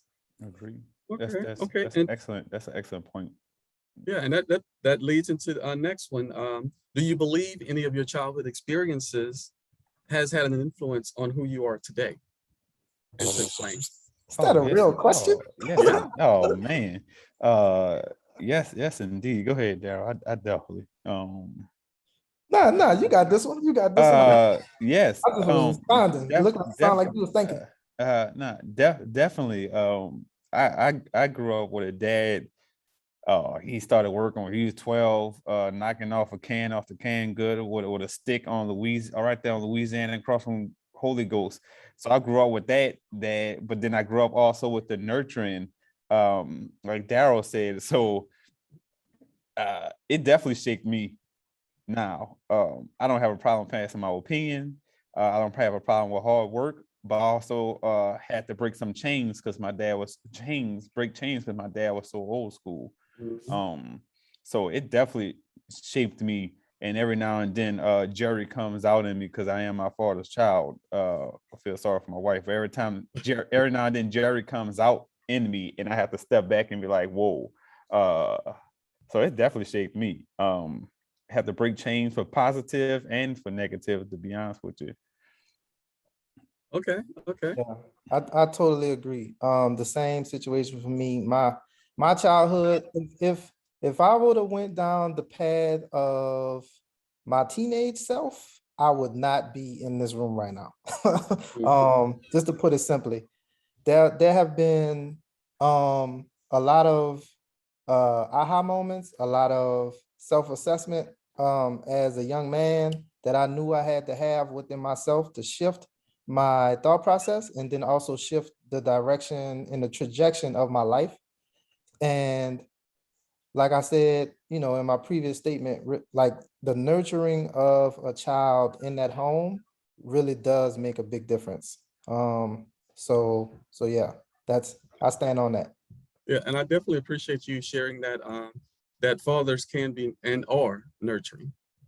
Like I say, and that's one of the and like Jared stated too about, you know, his father being old school, but sharing that information, you know, like say the new way of doing things. So with that being said, in the community, were you ever engaged as a title as a father in the community? This could be from Miss Jane down the street, Mr. Johnny up the street, or as a teenager or as a youngster. Were you ever engaged in those type resources, and are they still available, and you know how to access them now? I didn't. Are you asking me as a father, or are you asking me as a child? Well, as a child before, and now, like say, well, your younger version of you as a father. First, mom's pregnant. Well, we're pregnant, and we're here. What did the community say to you, or what did you receive from the community? I didn't have anything, to be honest with you. Besides Nord Camp, that was about it. Besides going to Catholic school, that was it. I don't think I had anything remotely close to fatherhood until I got to St. Aug, to be honest with you. That wasn't provided nowhere near like it is now. So where would you have gotten that knowledge base from, or where did you receive most of this information, or just a talk about being a father? Just seeing what you grew up with. You know, okay. that go back to psychology. Everybody, you know, how many of us can honestly say, I'm not gonna never be like my parents? Yeah. You know, I'm not gonna never be like my mother or act like my parents, and then you just wind up saying, oh Lord, guess what? You know, so it's what you grow up with, honestly. For us, you know, and just in the times, to be honest with you, just even in the 80s, I can look back and say, man, the resources they have now, I definitely didn't have back then. We just didn't have the resources in the 80s, and that goes across the board, I think, for just everyone in general, you know. Okay. Besides church, that was it for a lot of people. Church was where they got that from. Okay, Daryl, you want anything you want to share with that? Yeah, I mean, from being a new dad to a veteran dad, there definitely are more resources now, right? Since we, you know, have, I guess I can call it somewhat of a spotlight on dads and lifting up fathers as integral parts of the household and the family. But when I was a new dad, I don't believe there were any specific resources that were offered to me or suggested to me to help me through my fatherhood process. Okay. Well, one of my last questions, if you had the magic wand today, see, there it is. Like I said, you have the magic wand today to make change in the fatherhood community, in the African-American community in dealing with fathers. What was that one thing you would do? For me, just be present. Just start with being present. I mean, if that one thing I had to change, be present. Excellent. Mr. Daryl? If real life, hey, man, be quiet. If I could, like a real magic wand, or like a for real magic wand, that's what I do. I'll take away child support, and then I'll also stop that arrears deal. Get the system out of Black people houses. You know what I'm saying? I turn mass incarceration of Black folks into not a real thing, and then I also lift up resources and supports for new dads, right? Or soon to be dads, so they can have all that they need to assist with the birthing process. Excellent. That's what I do. So And wrapping up, man, do you guys have any parting questions or statement you'd like to share with the rest of us here at the conference? No, my little soapbox moment is for the brothers and sisters that's on here. The male role is more important than we ever realized. I don't think that we actually understand that. I tell you, if you've been around me, I'll say this 1,001 times and then some. The father's role is invaluable to the life of their future generations. Family, I always say, if you think about the first person a young girl receives love from is her father, right? The first person that a boy who can actually be taught how to be a man is the father. And I think that we don't realize that no matter how strong our single parents, mothers are, and our sisters are. And my mom was a single parent, even though I grew up in a co-dominant, cohabitat family. You can't teach a boy how to be a man. You just can't. And so for men, our role is more valuable, priceless than that we imagine. So that's something that we should wear on our chest and help us keep our head high and just fight for your children or fight for your family. So that's my soapbox. Mr. Daryl? So yeah, my parting words will be to the practitioners and the policymakers on the line. Let us continue this conversation with action steps and making progress toward making these shifts so that way dads can be involved. And to dads, moms, families, just be present, like Mr. Baptiste said, but then also, give dad a break, stop putting all these extra expectations on dad and just let him be dad sometime. It's just unnecessary friction and unnecessary drama is a big gap in effective parenting. So yeah, I think let's give these people some parenting classes. Man, where Melanie at?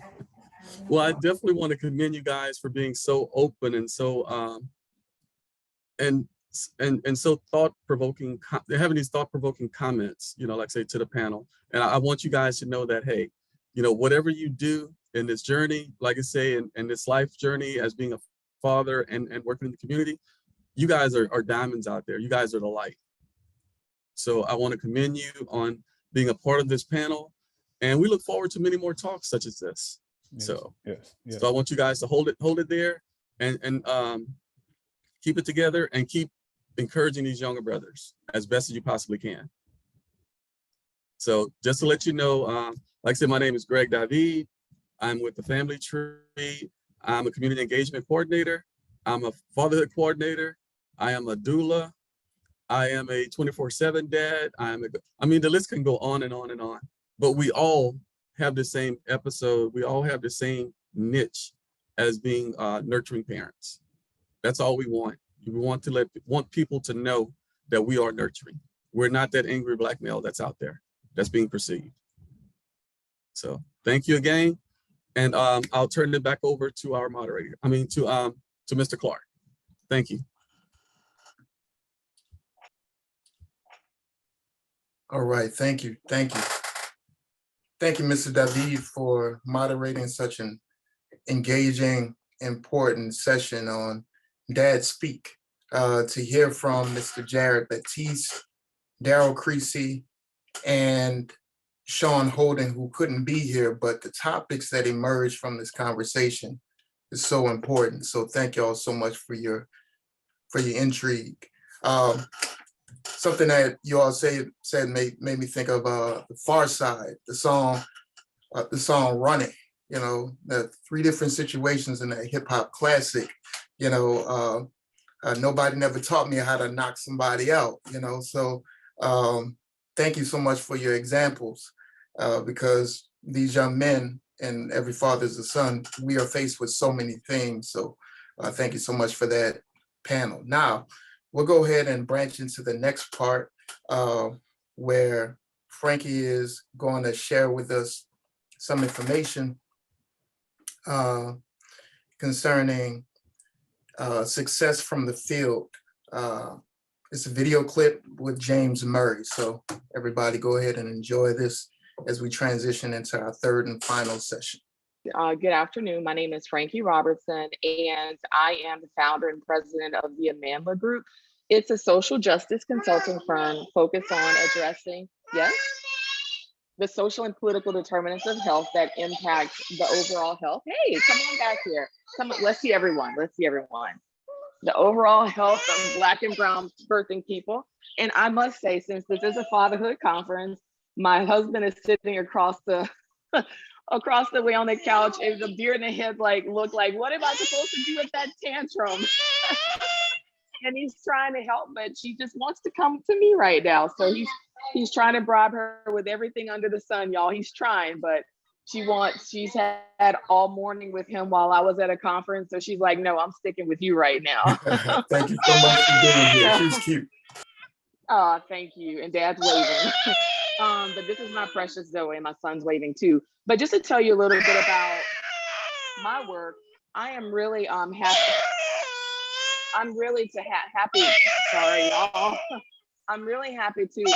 Zoe, you're doing that on purpose, okay? You're doing it on purpose.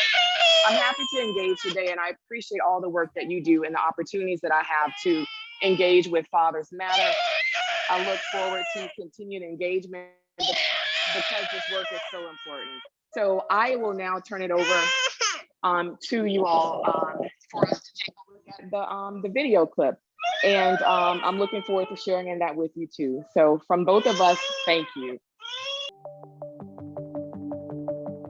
I see federal, state, local, and tribal programs working together being important to fathers because really we touch families on all of those levels, and there may be things in place that impede one level or the other, and we're not able to work around those if we don't communicate, structure time to sit down and discuss, and then begin to identify resources to serve fathers better.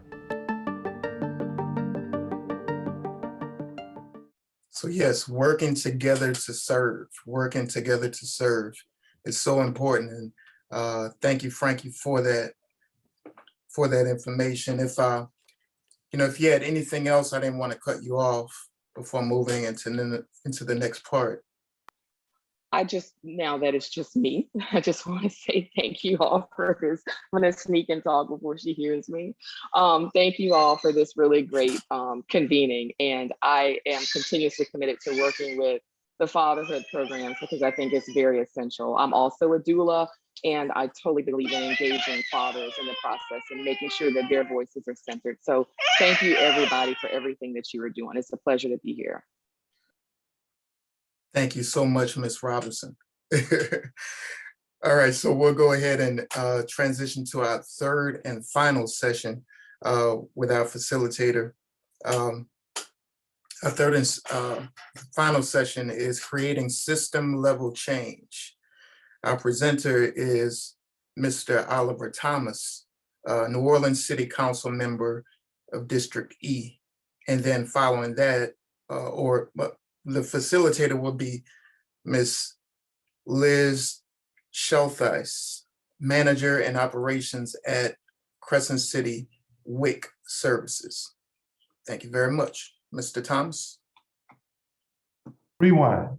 Thank you, Mr. David, and thank you everyone with this discussion and the different panels. And it's been great to sit in and listen. And it's interesting how this morning we had our roundtable discussion on the Good Morning Show that I host every morning, talking to young men. We've been doing a series of conversations with men, and especially young Black men, about their place or where they feel in our society. I know this focuses on dads, but when you talk about Black fathers and Black men, I think there also has to be a larger discussion. I want to share some information before I get into what we can do in terms of legislatively and how do we have more positive awareness. The Brookings Institute just did a study on Black men and males.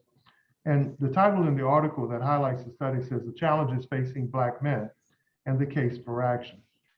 To be male, poor, and either African American or Native American is to confront on a daily basis a deeply held racism that exists in every social institution, writes Brookings Institute colleague Camille Bussett. To meet this appalling crisis, she calls for nothing less than a new deal for Black men. Creating this new deal is one of the core priorities of the Race, Prosperity, and Inclusion Initiative directed by the Brookings Institute. But it also, as part of the new Boys and Men Project launched out of the Center on Children and Families. The elements of this new deal will likely consist of intentional policy making in the fields of education, training, the labor market, family policy. So when you see programs for parenting for women and centers for women and kids, this new study also shows that family policy, special resources and programs for men are also important, criminal justice reform, and tackling concentrated poverty. In the last, Black men are not trending today. As an elected official, as someone who hosts a show, as someone who's watched movies. Now, it's not saying that other groups don't deserve their due, but if you look at resources and if you look at the life expectancy and all of the issues facing Black men, especially in urban corridors, it's not popular to advocate for Black men. Old housing policies show that. If you look at employment statistics in urban corridors, in New Orleans, we celebrate the fact now that the unemployment rate for Black men who don't have any issues, who are part of the working, potentially at the working age, that the unemployment rate went down from 54% to 46%. And these are Black men who pass the drug test, have expertise in certain areas, and have worked in this discipline that they're applying for before. So we're celebrating from 54 to 48 or 46%.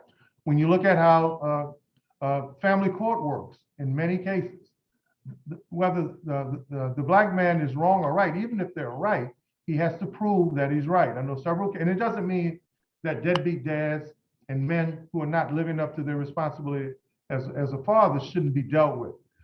But just like the criminal justice system, you're guilty, right? And usually the burden is on you to produce that you haven't done what you've been accused of, or that you're responsible for that. We have a young man, I won't say his name, that we work with here, that his ex brought him to court 6 times. And each time the court system dragged him to court because she said he wasn't paying. And then each time he had to come up with receipts to show that he was. Each time. But they took her word over his, not some of the time, all of the time. Criminal justice reform. Most prison systems or prison industrial complexes, even though they're reforming many of the laws, they don't have any programs around family unification. Even those who allow conjugal visits, I mean, that's just about the physicality part of sexual relief. That has nothing to do with healing the family. And then for ex-offenders, especially men who are returning citizens, access to essential goods, access to transportation, and in many cases, access to quality living is not available for many who return home. So, you know, I think we need to begin with the foundation, not only for fathers, but for the lives and for the consequences. And how do we begin to change policies that actually affect Black men totally? So I'll open with that. And one last piece, one of the ways I think we can improve on the positive awareness around fatherhood, especially for Black men, is to change the stereotype. Black men fall into a category where all, them, they. It is very difficult to get away from what one Black deadbeat dad does, or what one bad Black man does. We hear the stereotypes from our legislators, we hear stereotypes from conservative America, and we hear those stereotypes when our women caucus about what they did, what they do. And in many cases, our children are adopting that. So thank you. All right, thank you, Mr. Oliver Thomas. In this session 3, creating system level change. Up next, we have our facilitator, Ms. Liz. Is Liz here? Yes, I am. How are you doing today? Doing fine. How are you? I'm doing well. Thank you so much. So first off, I'd like to say that I'm very honored to be a part of this conference today and really just seeing all the wonderful work that everybody is doing to get fathers involved. So just to kind of give you a little bit of my background, I have been involved in the community and doing a lot of community service and different things since I was a young child, first through the church, and then having gone to a all-girls Catholic school in the New Orleans area, you do know that community service is something that's required. After graduating from high school, I went to Northwestern State University of Louisiana, where I had the distinct honor and pleasure of becoming a member of Alpha Kappa Alpha Sorority Incorporated, in which that kind of skyrocketed my community service and really taught me how to build those connections. I saw that not only having connections on my campus, but having connections in the community of Natchitoches, Louisiana was very important in being able to help create and serve the community that we're trying to reach. And so I think that's something that we are now doing with our organization that I work for now, which is Crescent City Family Services. And we are known as the resource hub. We definitely do a lot of community work. And I've had the honor to work under Miss Mary Schulteis, who a lot of you know is my mom. And she's the best at this. She's the best at creating those connections and bringing people to the table in order to help service our community in a better way. And so that's what we're going to be talking about today, is how can we create a system to help propel our fathers forward and to provide them with the resources that they really, really need. So we can go ahead and go to the first slide.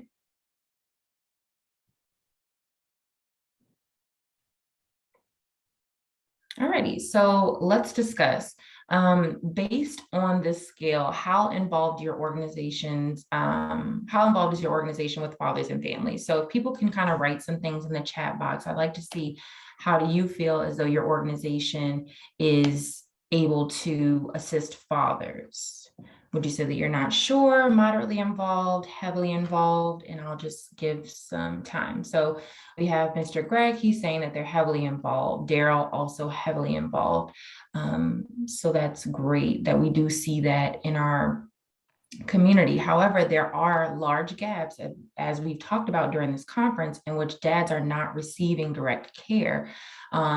We have so many things that we are able to offer to mom during pregnancy, but not so much for dad. So that's kind of where we need to start to fill in that gap. So it's good that we do have community leaders in our network that do have these heavily involved programs, but we need to see how can we get that and bridge that to other organizations that may be in that not sure or moderately involved area. So we can go ahead and go to the next slide. Alrighty, so now I want you to describe your personal level of involvement. So if we can have some personal stories, I know how involved both Greg and David are involved, but are you involved in an individual level, a program level, a community level? This is really an opportunity for us to have an open conversation so that we can see where we need to strengthen. So we'll wait for some answers. So we have program and community from Mr. Bob.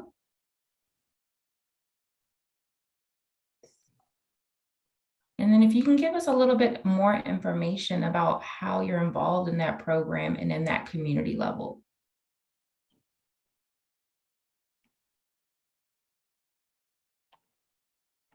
Alrighty, so we have community. Now, Mr. Thomas, would you be able to kind of elaborate on that for us and talk about how you're involved in that community level? Yeah, mostly through working with organizations that do outreach, whether it's mentoring, linking men back with their own kids, or as surrogate fathers in the community, doing a lot of outreach. And if I can say this as a legislator, I have consistently put Black fathers into the conversation, and it can be rather uncomfortable sometimes because, you know, we're not trending right now. And our sisters, thank God, are, and many of our Black women are doing so well today. And usually when we come together around social issues, around programs, and around funding, everyone will sit around the table and talk about, you know, the order of the day, you know, who's on the menu today, and Black men usually won't be. And what I'll say is, hey, wow, you know, what about the report that came out decades ago that said that young Black men would be dead in jail or on drugs by the year 2000? What about the report that came out decades ago that talks about the adverse effect of the domestic court system and how it has on Black men, even though they were innocent of many of the charges? And then, of course, recently, you know, the Brookings Institute in their report, which is in real time right now. So I try to make sure that we are, and if I can add this, like, because I think we need to have, I'm at a point in my life where we can have real conversations. Most of the meetings that we're in, even if it's about Black men, are usually Black women running those programs, or white women, or whites doing outreach, getting millions of dollars for us. And often in many cases, the director, the CEO is not Black male, the assistant is not Black male, the assistant to the assistant is not Black male, and they may have an outreach position somewheres for Black male, similar to what corporations used to do when they gave us the governmental relations thing when we started becoming Black elected officials. So usually I try to make sure we're part of the discussion.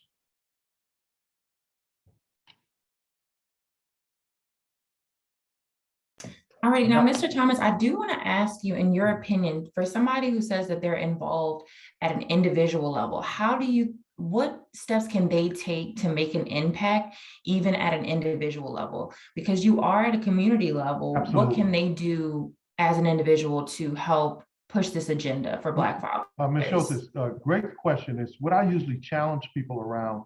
Too many people are looking for programs and systems to make a difference. One of the greatest impacts we can have right now, it's good if you're part of a program or initiative or an effort, is to really take it upon yourself. First, within your own family. You know, if we're the best parent and the best dad we can be, we can check most of the boxes for that kid.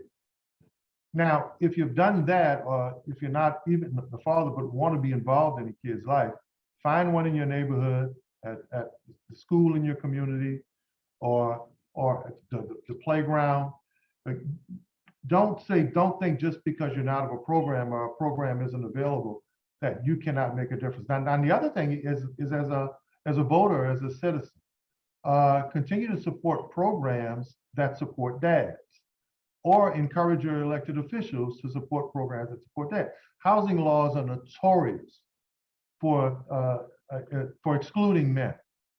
I mean, as a matter of fact, affordable housing is incentivized if the Black man is not with his family or not with his children. And many of those laws and policies still exist. So if you're not involved with the kid or your kid, be an advocate around public policy. Perfect, thank you. I think that kind of gives everyone here an idea how, if we are involved on an individual level, or if we don't feel as though our program is really pushing towards father, I think that information that you just gave us is really valuable. And that's one way that we can get that ball rolling. Alrighty, we can go to the next slide. Alrighty, so system level change, this is kind of what we were talking about just now. So we talked about the direct services. So we have that individual, also service of coordination, which is at organization level, and then community and systems. What I can say for Crescent City Family Services on the organizational level, we actually have a program called 504 Dads. We have worked exclusively with Compassionate Outreach with our 504 Dads program, and we now have a fatherhood coordinator who is a Black male that is from New Orleans and that is immersed in the culture. And so we are seeing that dads are wanting to come out. They're interested because they have someone that looks like them, that talks like them, and that they feel comfortable with at that level. So some of the services that we're providing on an organizational level, and then we can have some people in the chat box if you can let us know what you're doing with your organization for dads. We're providing direct case management services. So we're allowing these dads and telling these dads that we're here to support you in the same way that we support mom. So whether that's with emotional wellness, if that's in looking for a job, if it's doing continued education, if it's substance abuse, if it's, you know, something that's related to the child, but also something that we're pushing very heavily is receiving medical care. A lot of our African-American men and men in general do not receive the adequate medical care that they need to in a timely manner. We know that African-American men are predispositioned for a lot of different diseases and cancers, and that all of these things are preventable. That's kind of my soapbox moment, is definitely making sure that we are getting access to healthcare to our Black men so that they can lead productive and healthy lives. And I think that that's something that's really big as well. So that's just kind of some of the things that we're doing at Crescent City. We're also promoting that co-parenting relationship. We do understand that a lot of our families, unfortunately, are not together, and it may not be the traditional two-parent household. But what we're really focused on is co-parenting and what is best for the child. How can you all work as partners in parenting to help propel this child forward? And dads play a very big role. As previously stated in this presentation, there are statistics that show that there are better outcomes with the child if dad is involved, if dad is reading to the child. Even some of our benchmarks at Healthy Start are centered around fathers, because fathers play such an important role in our children's lives. So if anybody in the chat box would like to put some information about what your organization is doing right now to promote system change on an organizational level, I'd love to hear that.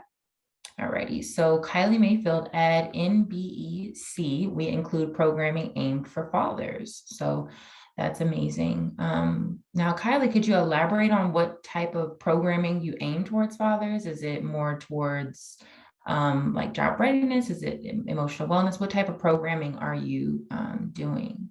As far as programming, I'm referring to like events. So, like as we are planning out events, we're looking how we can include fathers. So at the National Birth Equity Collaborative, our primary focus is on maternal outcomes and infant outcomes, but we recognize the importance of fathers in that conversation and that work in the community as a whole. So we really wanted to begin adding information and activities for fathers to be included. Like we've done things with Fathers Matters, NOLA, and then as we plan for Black Maternal Health Week, we actually have programming that will be specific to fathers as well. Awesome. Thank you so much for coming off mute and talking with us today. That was amazing, and we can't wait to see the work that your organization does. Mr. Gregg did say, yes, I'm in the process of creating a step families program so our fathers can be present and maintain connection with their children. So again, that's us talking about that co-parenting. I know recently I read an article where they're trying to get away from that verbiage and they're trying to use partners in parenting rather than that.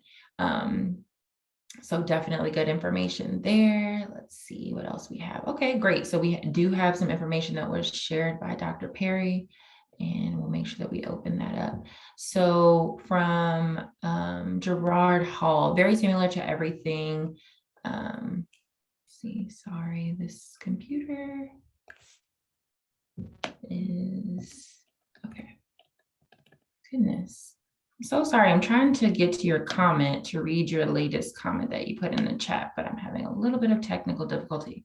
Okay, so similar to everything you mentioned, Liz, I'm the fatherhood coordinator at SCC Healthy Start.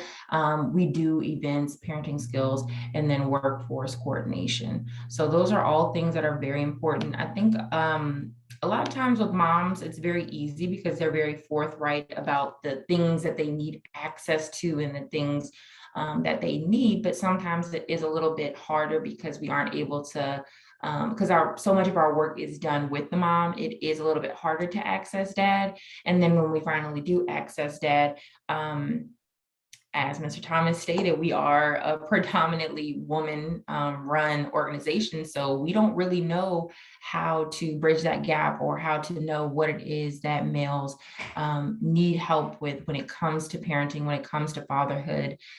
So that's something that's very important too. All right, we can go ahead and go to the next slide.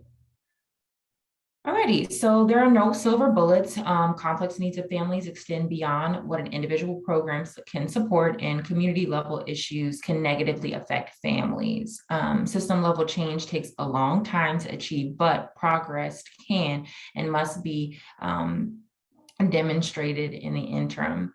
Developing measures or indicators of progress can allow a community to assess whether it is on the right track towards goals. So I do know that a lot of us are grant funded programs, or we receive funds from the federal government, and we have these benchmarks or these certain goals that we're asked to meet, whether it's yearly, quarterly, but those are kind of the driving forces to let us know what is it that we need to be doing. So I think that that's very important to keep in mind when we're trying to create this system or trying to create these changes within our community, is that we have a checks and balance system so that we can continue to track our progress and see our forward motion, because that provides us with positive reinforcement when we are getting good feedback and we are seeing the changes, no matter how big or small they may be.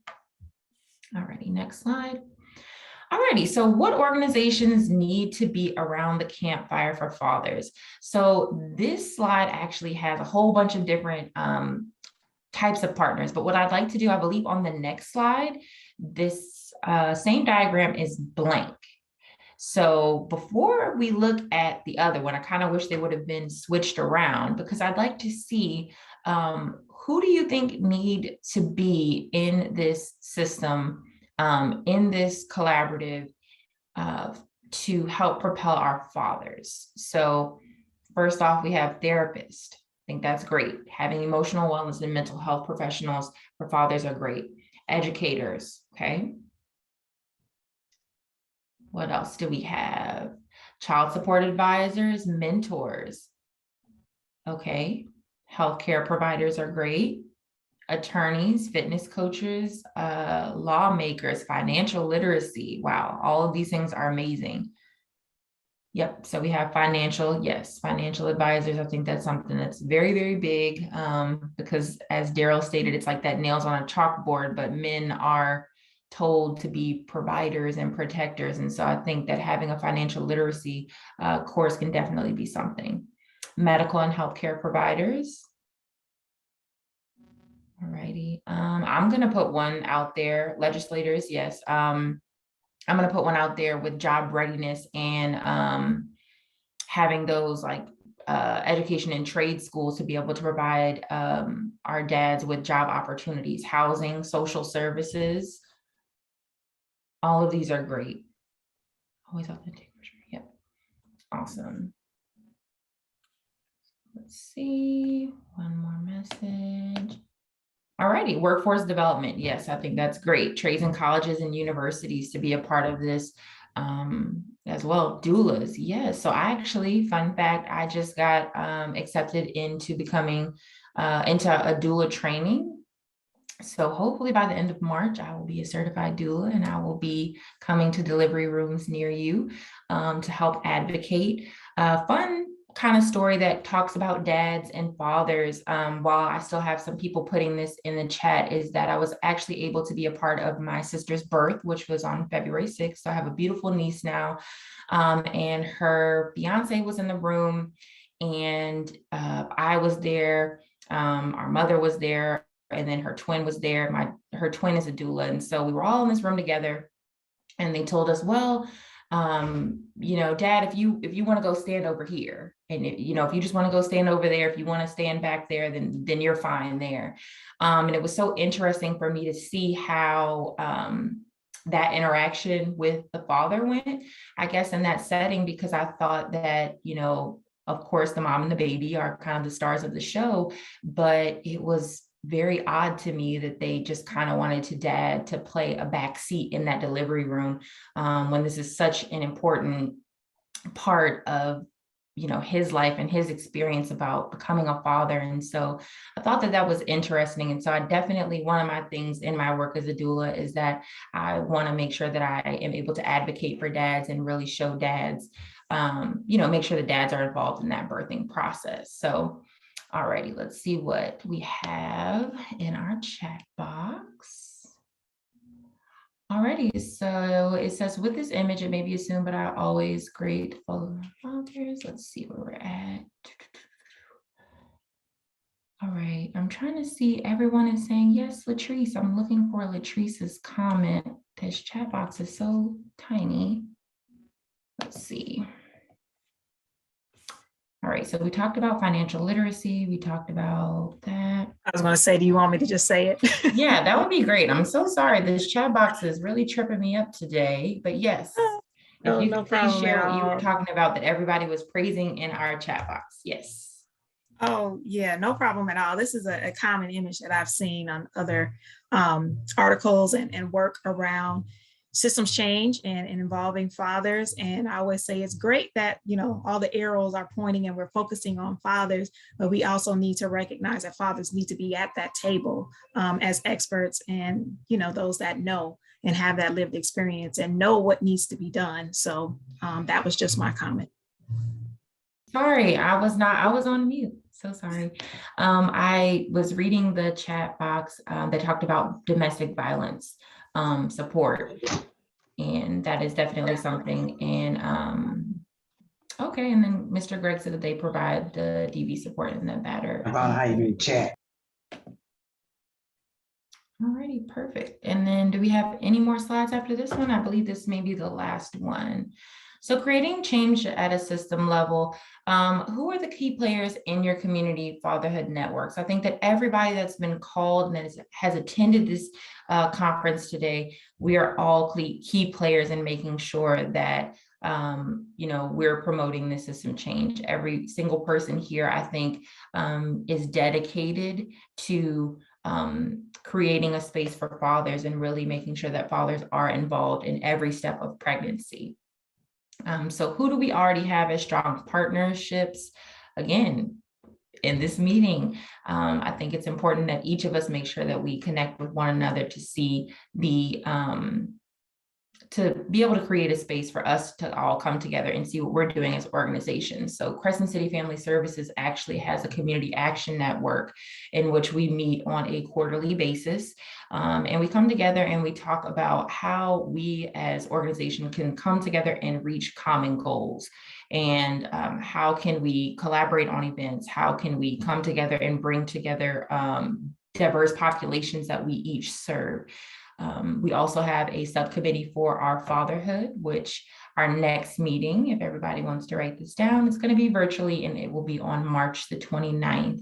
And we'll just be basically having a meeting introducing our new fatherhood coordinator, Mr. Stevenson, to the various members of our Community Action Network. But we'd love if you all could come in and talk about what your experience has been working with fathers and really help to shape our fatherhood program as well.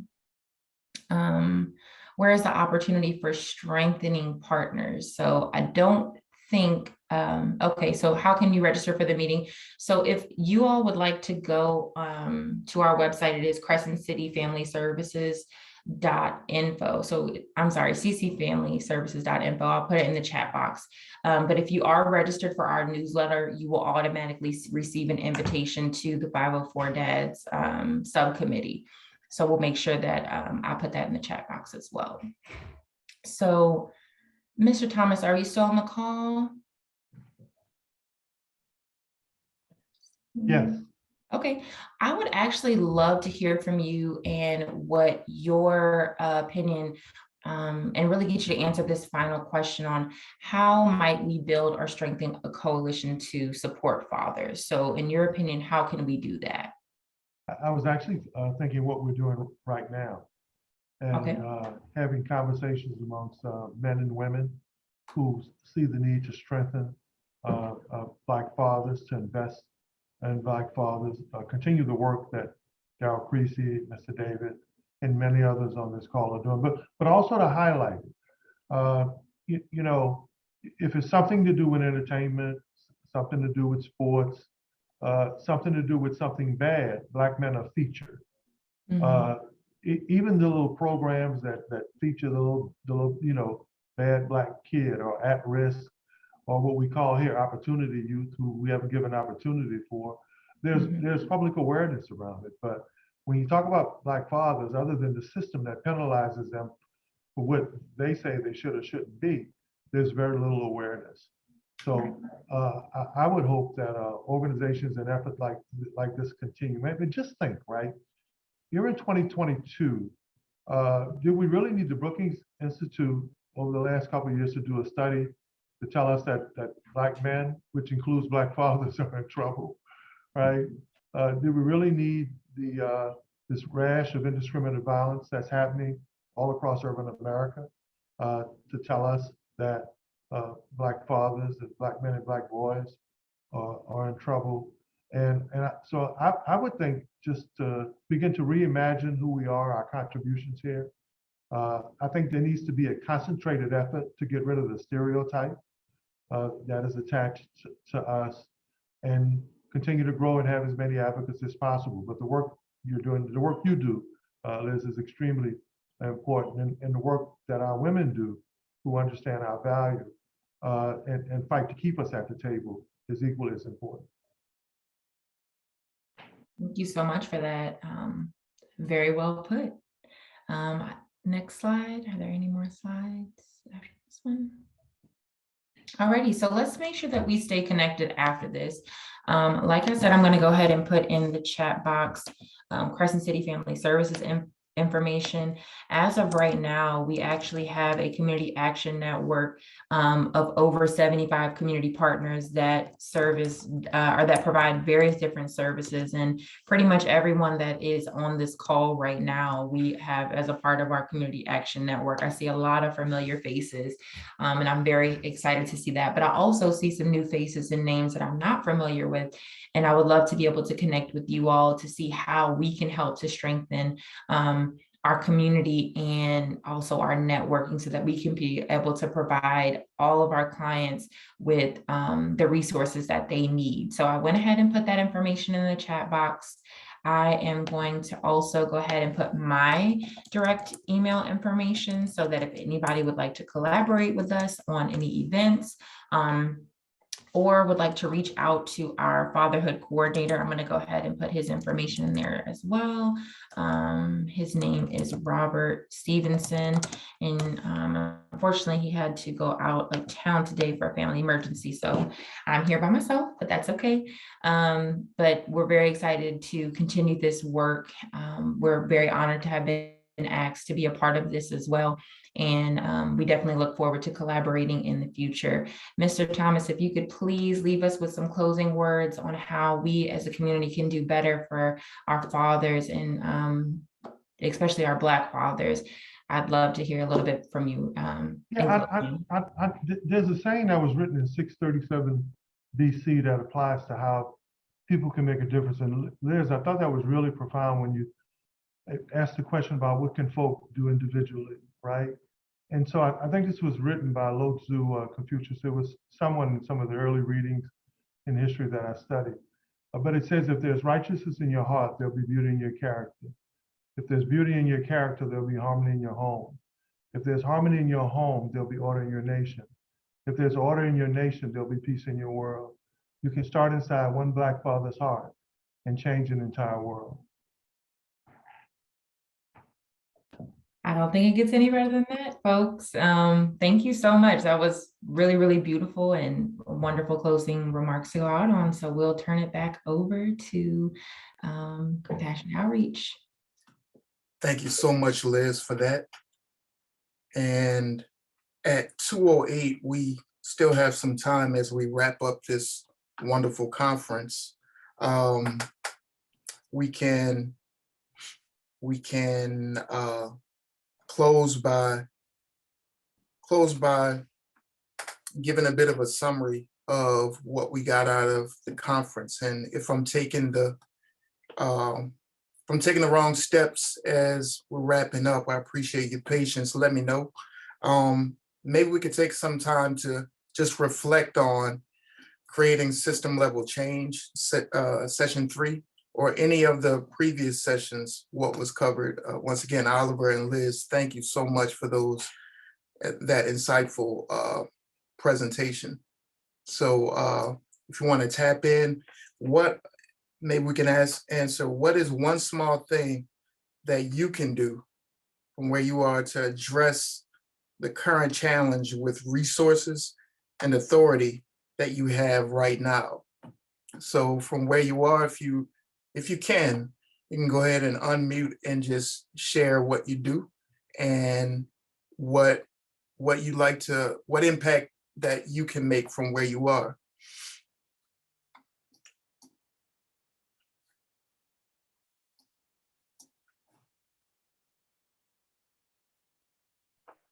Well, I'm gonna just say this. Man, Councilmember Thomas' closing statement was like profound. Yes, it was. I gotta say, it touched me. It touched me. It's real important to realize, like, and I want to say everybody pretty much have can share the same sentiment, but it's really important for, I guess, because we realize it is necessary, or maybe more so our responsibility to make others realize how important Black men are, right? To community, to their household, to their children, to their significant others, to the world at large, right? And I mean, for me personally, I think I am just tasked with being the mouthpiece for that, you know, making sure I uplift other Black men, uplift myself, and giving light in information, knowledge, and support to other people who wanna follow, and not follow, but who want to do the same thing that I'm doing. You know what I'm saying? Want to lift up the work as well. So yeah, that's my 2 cents. Thank y'all for letting me share. Right, there's got to be a voice to put out the ideas, and people can follow that voice. Thank you, Daryl. Anybody else? We still have some time remaining at 2:12 Central Standard Time.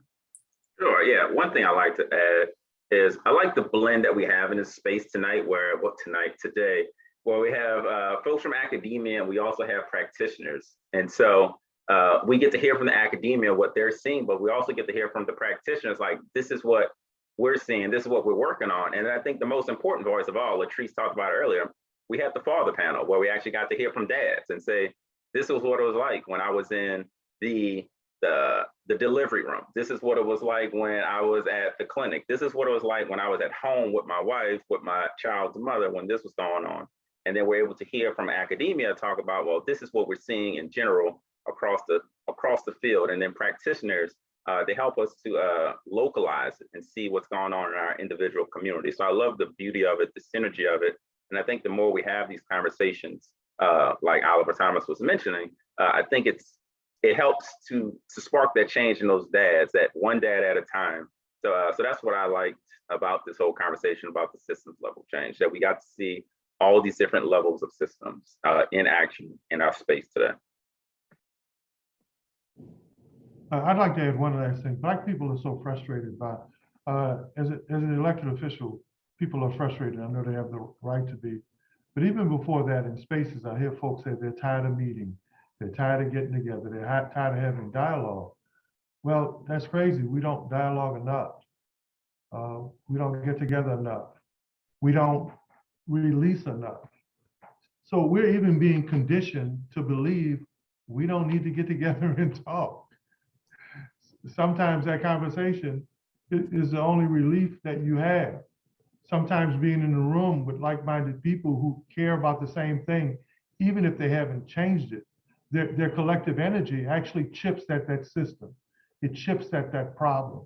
So I would say, man, conversations and talking to each other, even if we're challenged by the fact that we've been talking about it for decades, those conversations are healthy, because you are impacting that, whatever that stereotype or whatever that issue is, or you're building on a foundation when you do that.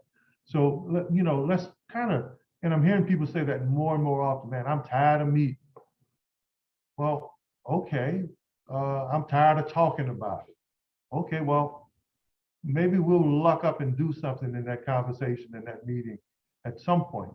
So I'd like to see us start to chip at that. Thank you. Thank you, Council Member Thomas.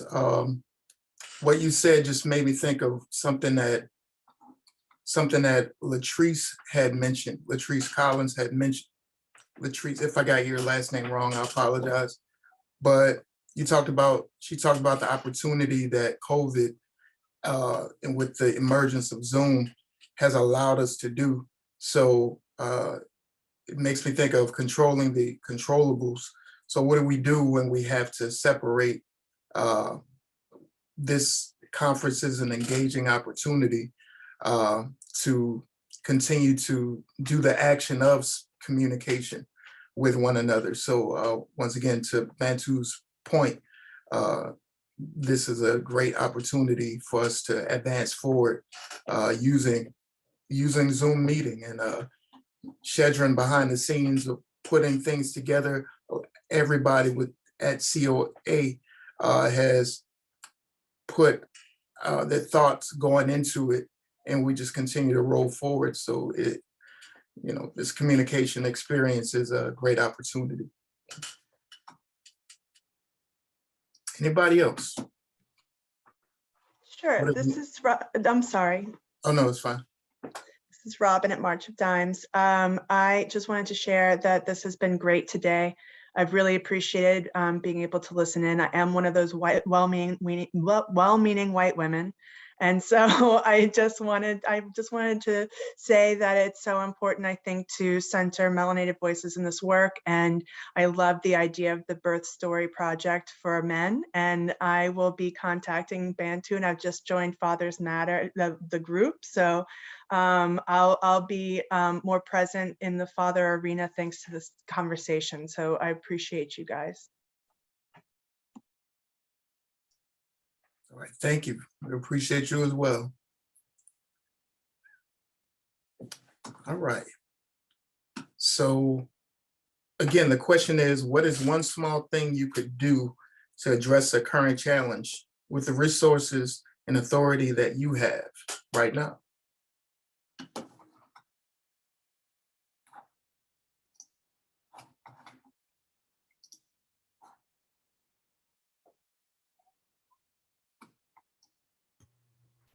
Well, I'll go. My name is Dawn Collins. I'm a doula.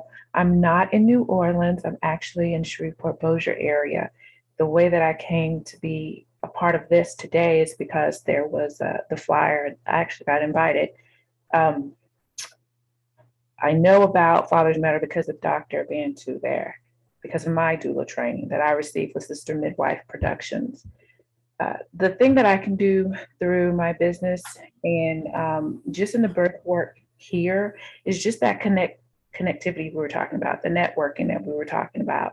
I'm a part of a few different committees and boards out here in this area.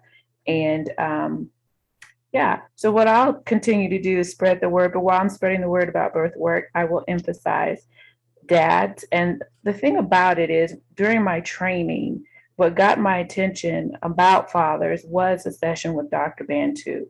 And what he mentioned was his journey with his children during the pregnancies and how he was treated and his thoughts.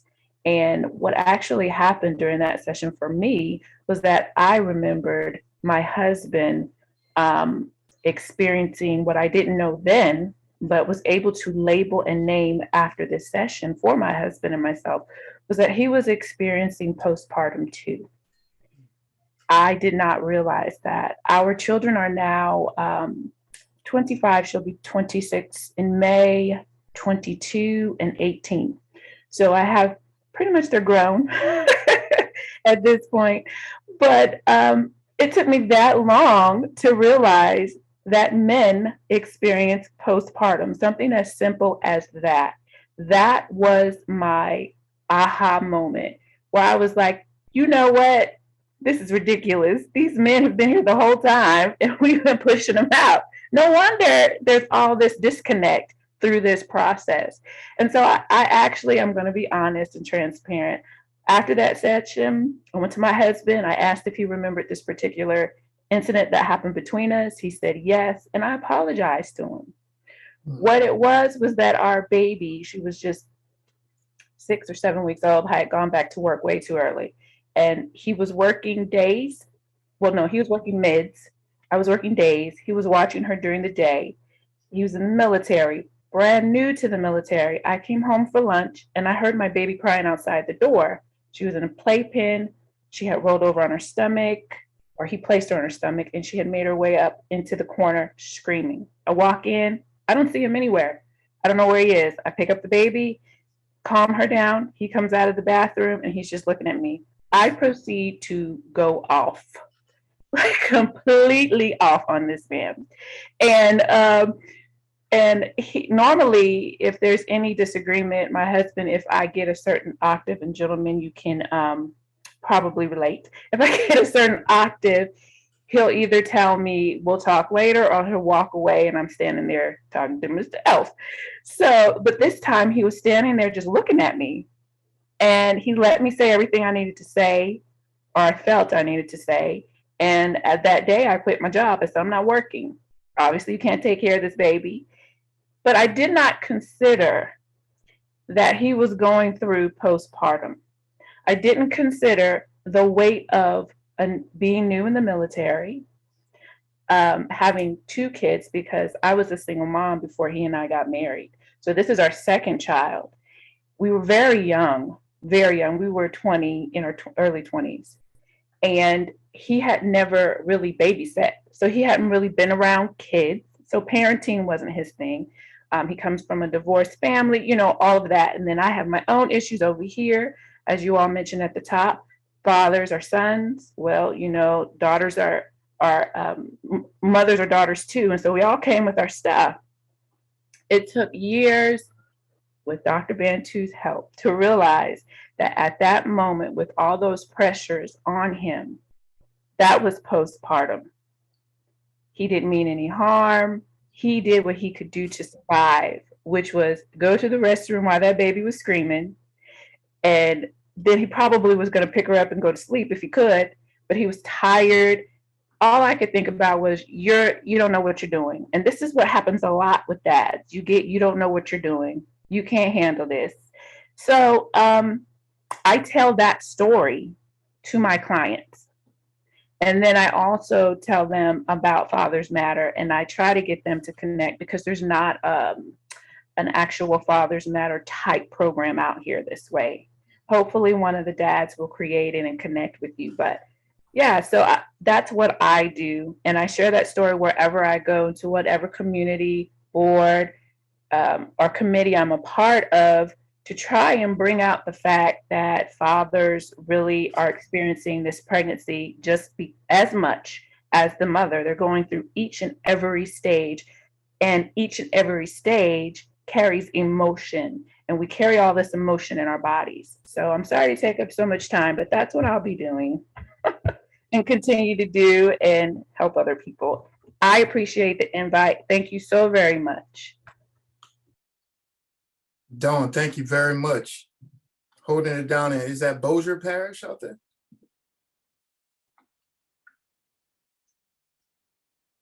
Shreveport and Bossier. Gotcha. Thank you so much for sharing that.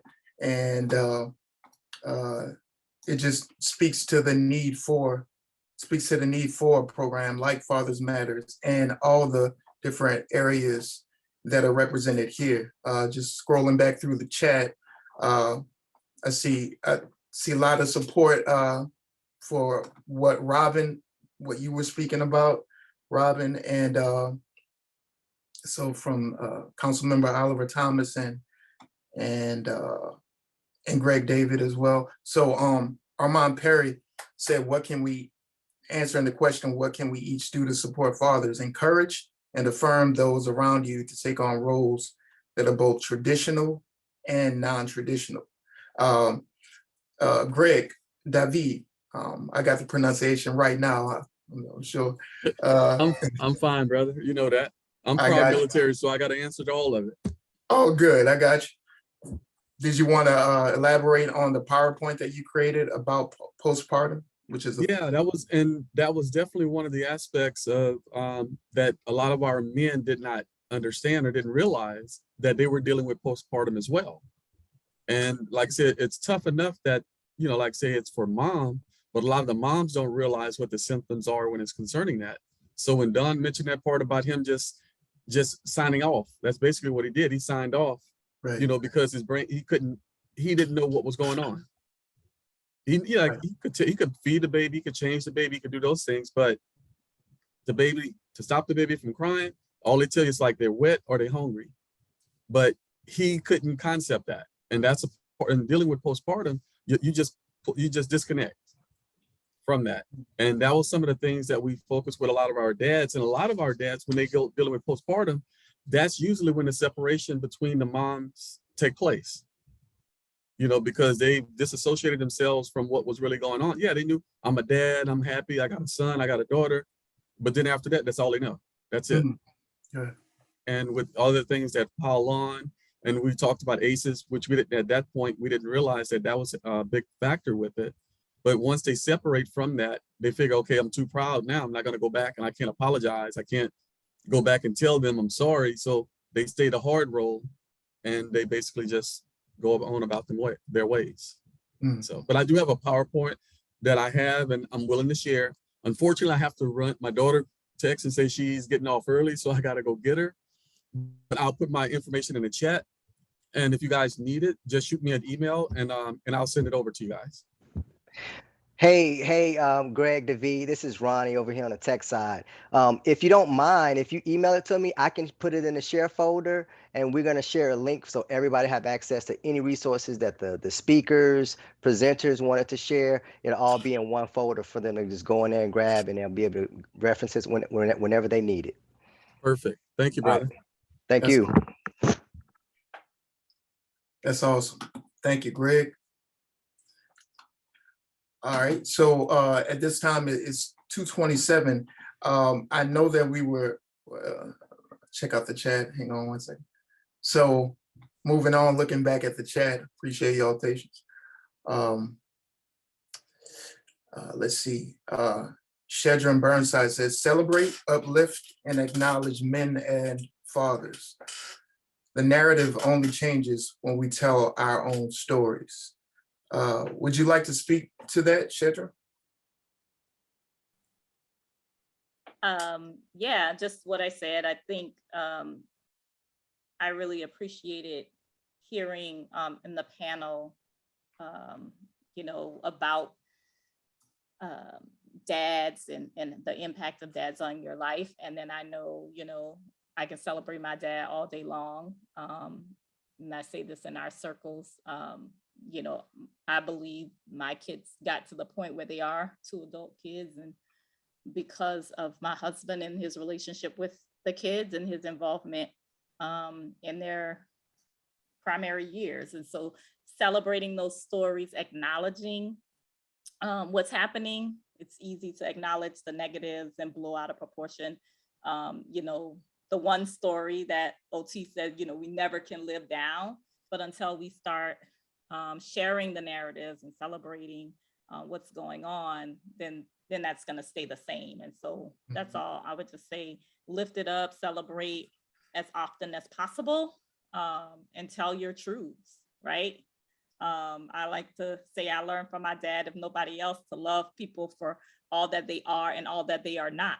And that wasn't because, you know, of who he was, it was how he treated people, right? Like, he demonstrated that he was the most forgiving person that I know on the planet. And so he modeled that behavior. And so, yeah, celebrating, acknowledging early and often is the only way we're going to change the narrative. Thank you so much. Anybody else would like to add to that? David Filkins in the chat, he said he's stepping away, going to the bathroom may have saved the baby from abuse, reflecting back on the previous conversation. All right. Well, it's 2:29, and before we end, does anyone have any questions? I know the information is going to be shared through a link to everyone who was able to be a part of this wonderful conference. But does anybody have any questions or final comments? So Bantu, if you would like to share anything before we wrap up. Yeah, I don't mind sharing some closing comments. And I know we have a survey link, so if we could drop that in the chat for everyone to take part in, I would appreciate that. Yes. And so just reflecting on today's conference from, you know, where we started to where we are now, I think one of the things that I walk away with from this conference is that Black fathers don't need to be rescued. We need to be recognized. That you see these very intelligent Black fathers on the line, these very intelligent Black fathers doing their research, like Dr. Armand Perry. Then you have these very intelligent Black mothers who are married to very great Black fathers, and Dr. Latrice Rollins. And so we're here, we're doing the work, and it's evident. I think it's very clear. And so I think the more recognition that we get of doing the work, and as I mentioned earlier, that there is that narrative of, you know, the dad being aloof and out of touch. You know, I call him Homer Simpson, but in actuality, I see a lot of Black dads who are actually doing the job. And I think one of my favorite lines I heard was, you know, there's this narrative that Black dads aren't there, but the Black dads who are doing the work don't pay attention to what they're saying. And so that's why there isn't much of a pushback. But I think now with the work that we're doing, myself, Daryl, and Shedrin, is that we're challenging that narrative, that master deficient narrative, as Dr. Alston pointed out earlier, that we see the dads in the communities doing the work. And even as Bob said in one of our sessions, is that the data doesn't align with what we're seeing. So even though the mass narrative is saying, you know, Black dads aren't doing this, they're not doing that, they're not in the homes, they're not doing this. Daryl, myself, and Shedrin, and all the other practitioners on the line are saying that it doesn't compute, it doesn't add up. 2 + 2 is 4. Why are you getting 5? It doesn't make sense. And so I'm glad that we're able to have this conversation today to reconcile some of those things. And I think I'm preaching to the choir when we talk about this. And so it's so good just to be in this place where we know that we're doing the work and we're pushing it forward, and that we're having this community conversation. And I think another piece to add into that is that we have individuals from Georgia, from Louisville, in New Orleans, and yet we're all singing the same song. I was just joking with a colleague of mine not too long ago.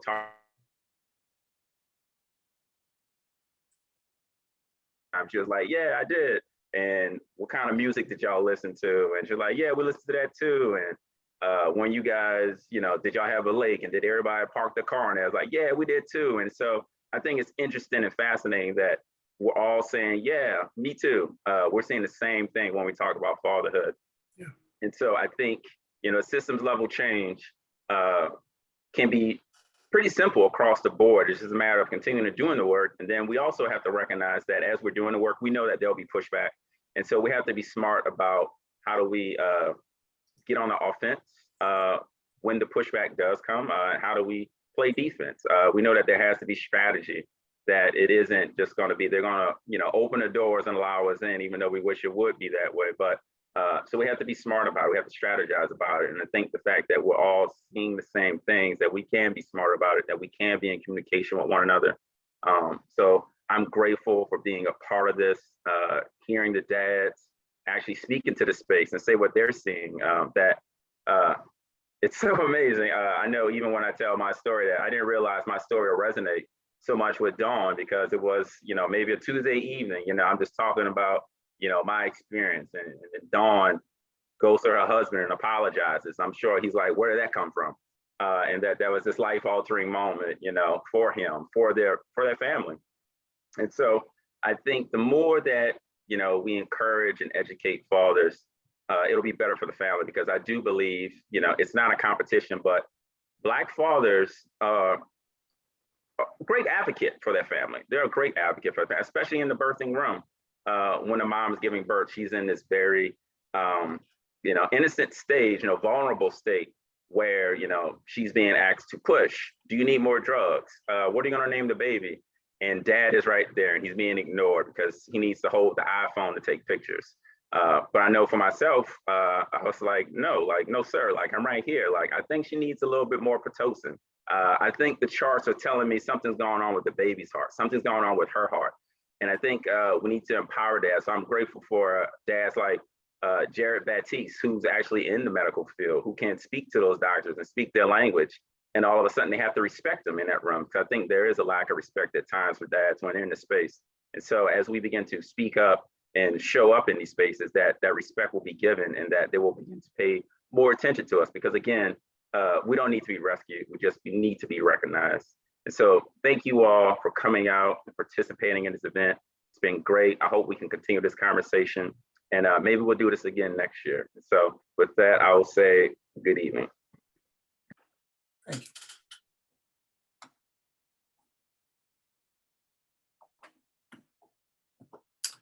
All right, so is that a close for the entire event, or? Yeah, let that man look. Just close up. I just got one last word. I just want to thank everybody for coming, staying till the very end.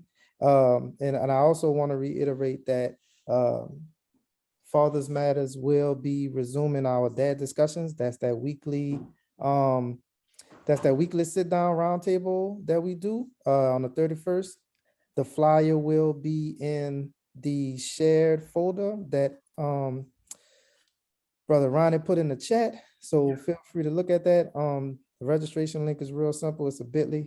And I just want to say that I appreciate everyone giving their time, their energy, and some space to today. And I hope to see you all in the next conversation. That's all I got. All right, thank you, Daryl. Well, y'all have a wonderful time. Make sure you fill out that survey that's dropped there. It's a Google Form survey, event evaluation, and takeaways for that. It's right there in the chat. Well, y'all have a wonderful day. God bless you.